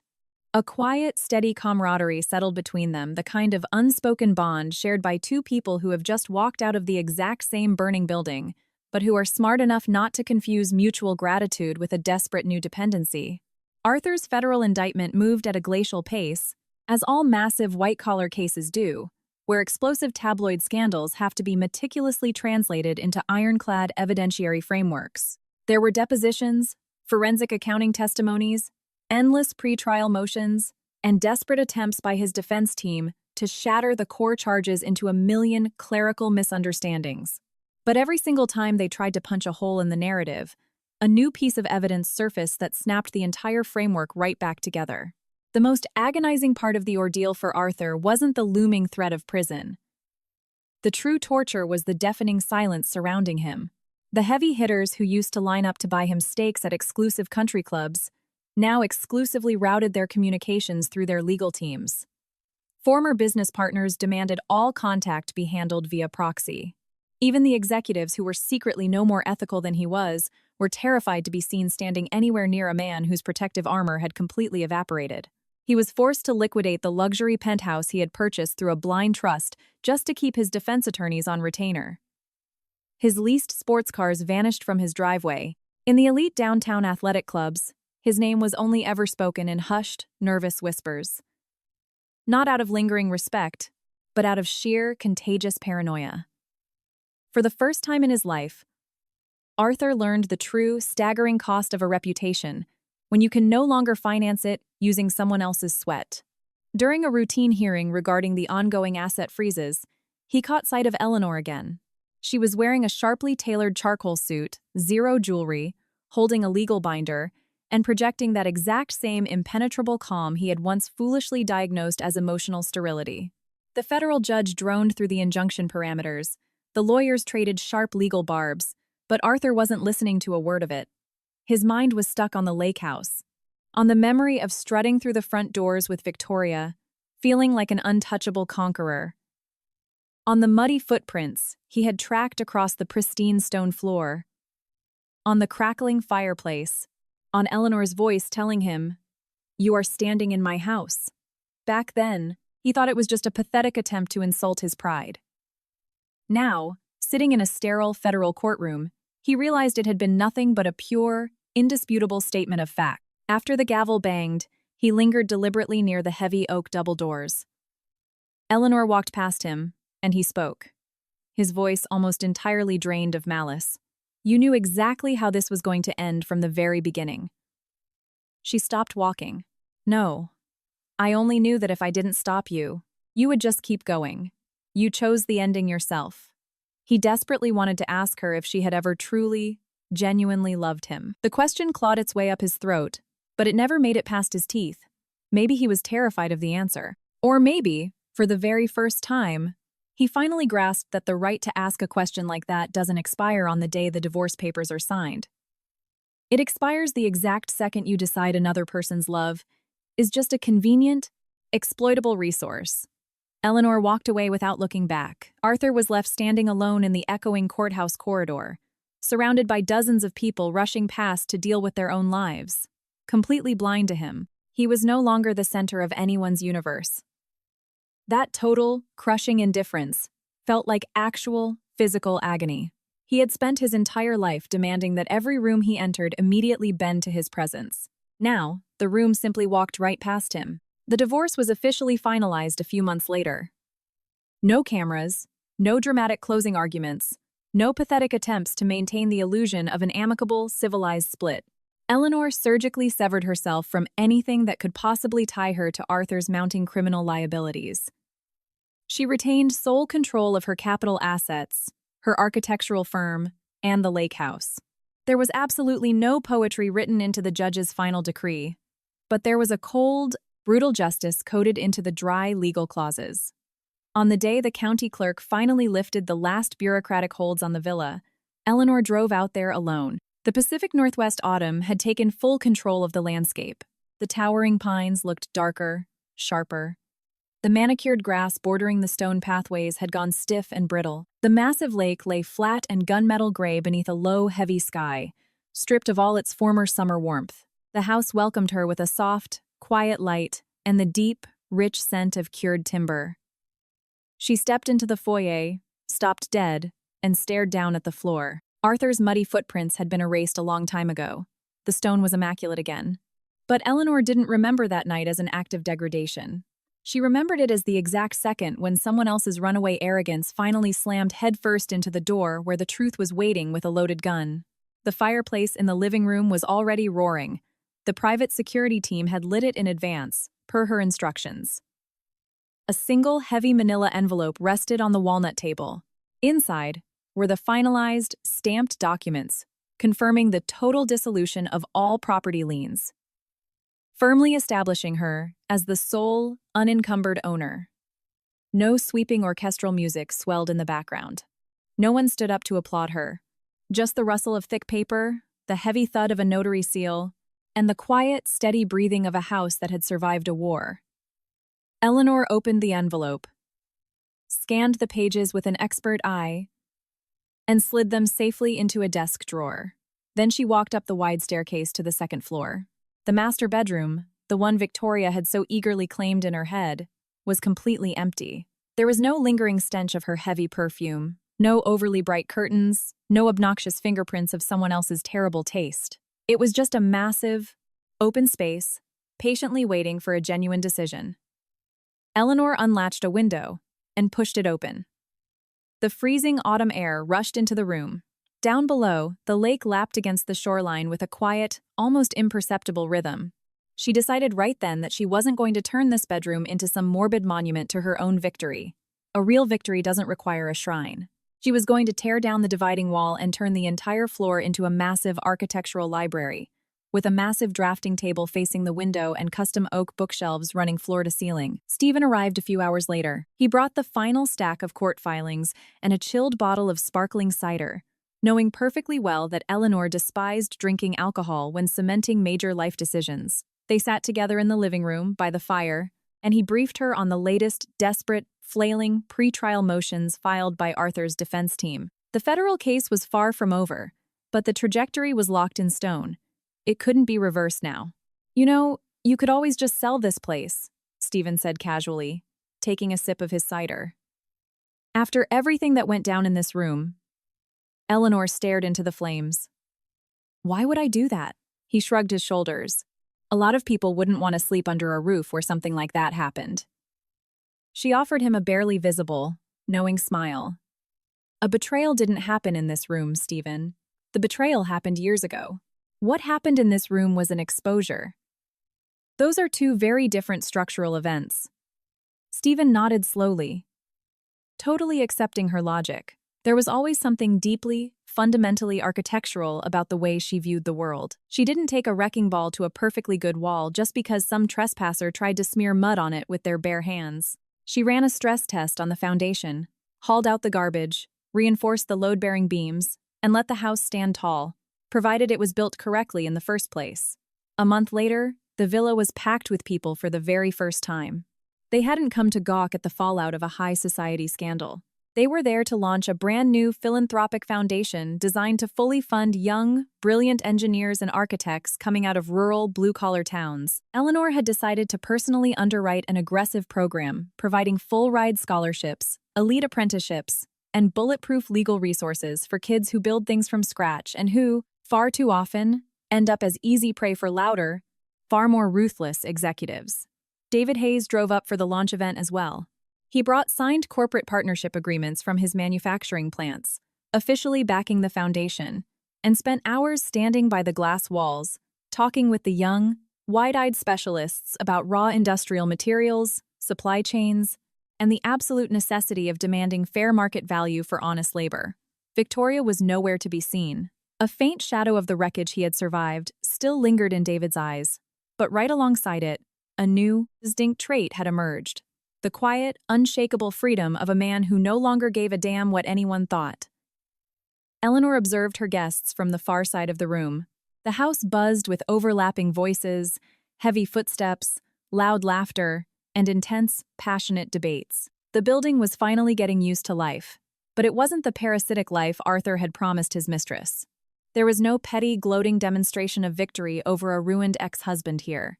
This room was entirely dedicated to the grueling work of building the future, a space where the past had absolutely zero executive authority. At one point in the evening, David walked over to her, holding a cup of black coffee. "The house feels different," he noted. Eleanor glanced around the expansive room. "No, it's just that different people are doing the talking in it now." He let out a low chuckle.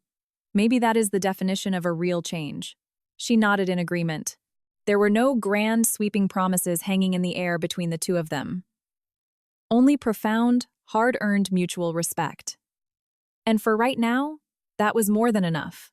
Late that night, after the catering crews had packed up and the last of the guests had driven back to Seattle, Eleanor found herself standing entirely alone in front of the panoramic glass wall. Beyond the glass, Lake Washington lay pitch black and completely still. In the faint reflection on the window, she saw a woman who had waded through infidelity, a vicious corporate smear campaign, federal indictments, and absolute filth, yet had flatly refused to allow a single one of those things to redefine her name. Arthur had once spat that women like her always end up sitting in their perfect houses, completely alone. He had been dead wrong about that, too. This house wasn't perfect, and it certainly wasn't empty. It was packed to the rafters with the residue of brutal decisions, grueling labor, sharp pain, heavy memories, and a completely redefined purpose. Loneliness had completely ceased to be a threat. Because the exact second true freedom moved in next to it, the fear evaporated. Eleanor hit the switch, cutting the main lights in the living room and leaving only the glow of the dying fire. She no longer wore a wedding band on her left hand, but there was no phantom weight, no lingering sense of emptiness on her finger.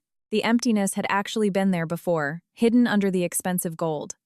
Under the suffocating routine, under the perfectly staged gala photographs. Now, her skin just felt free, and the sensation was almost triumphant.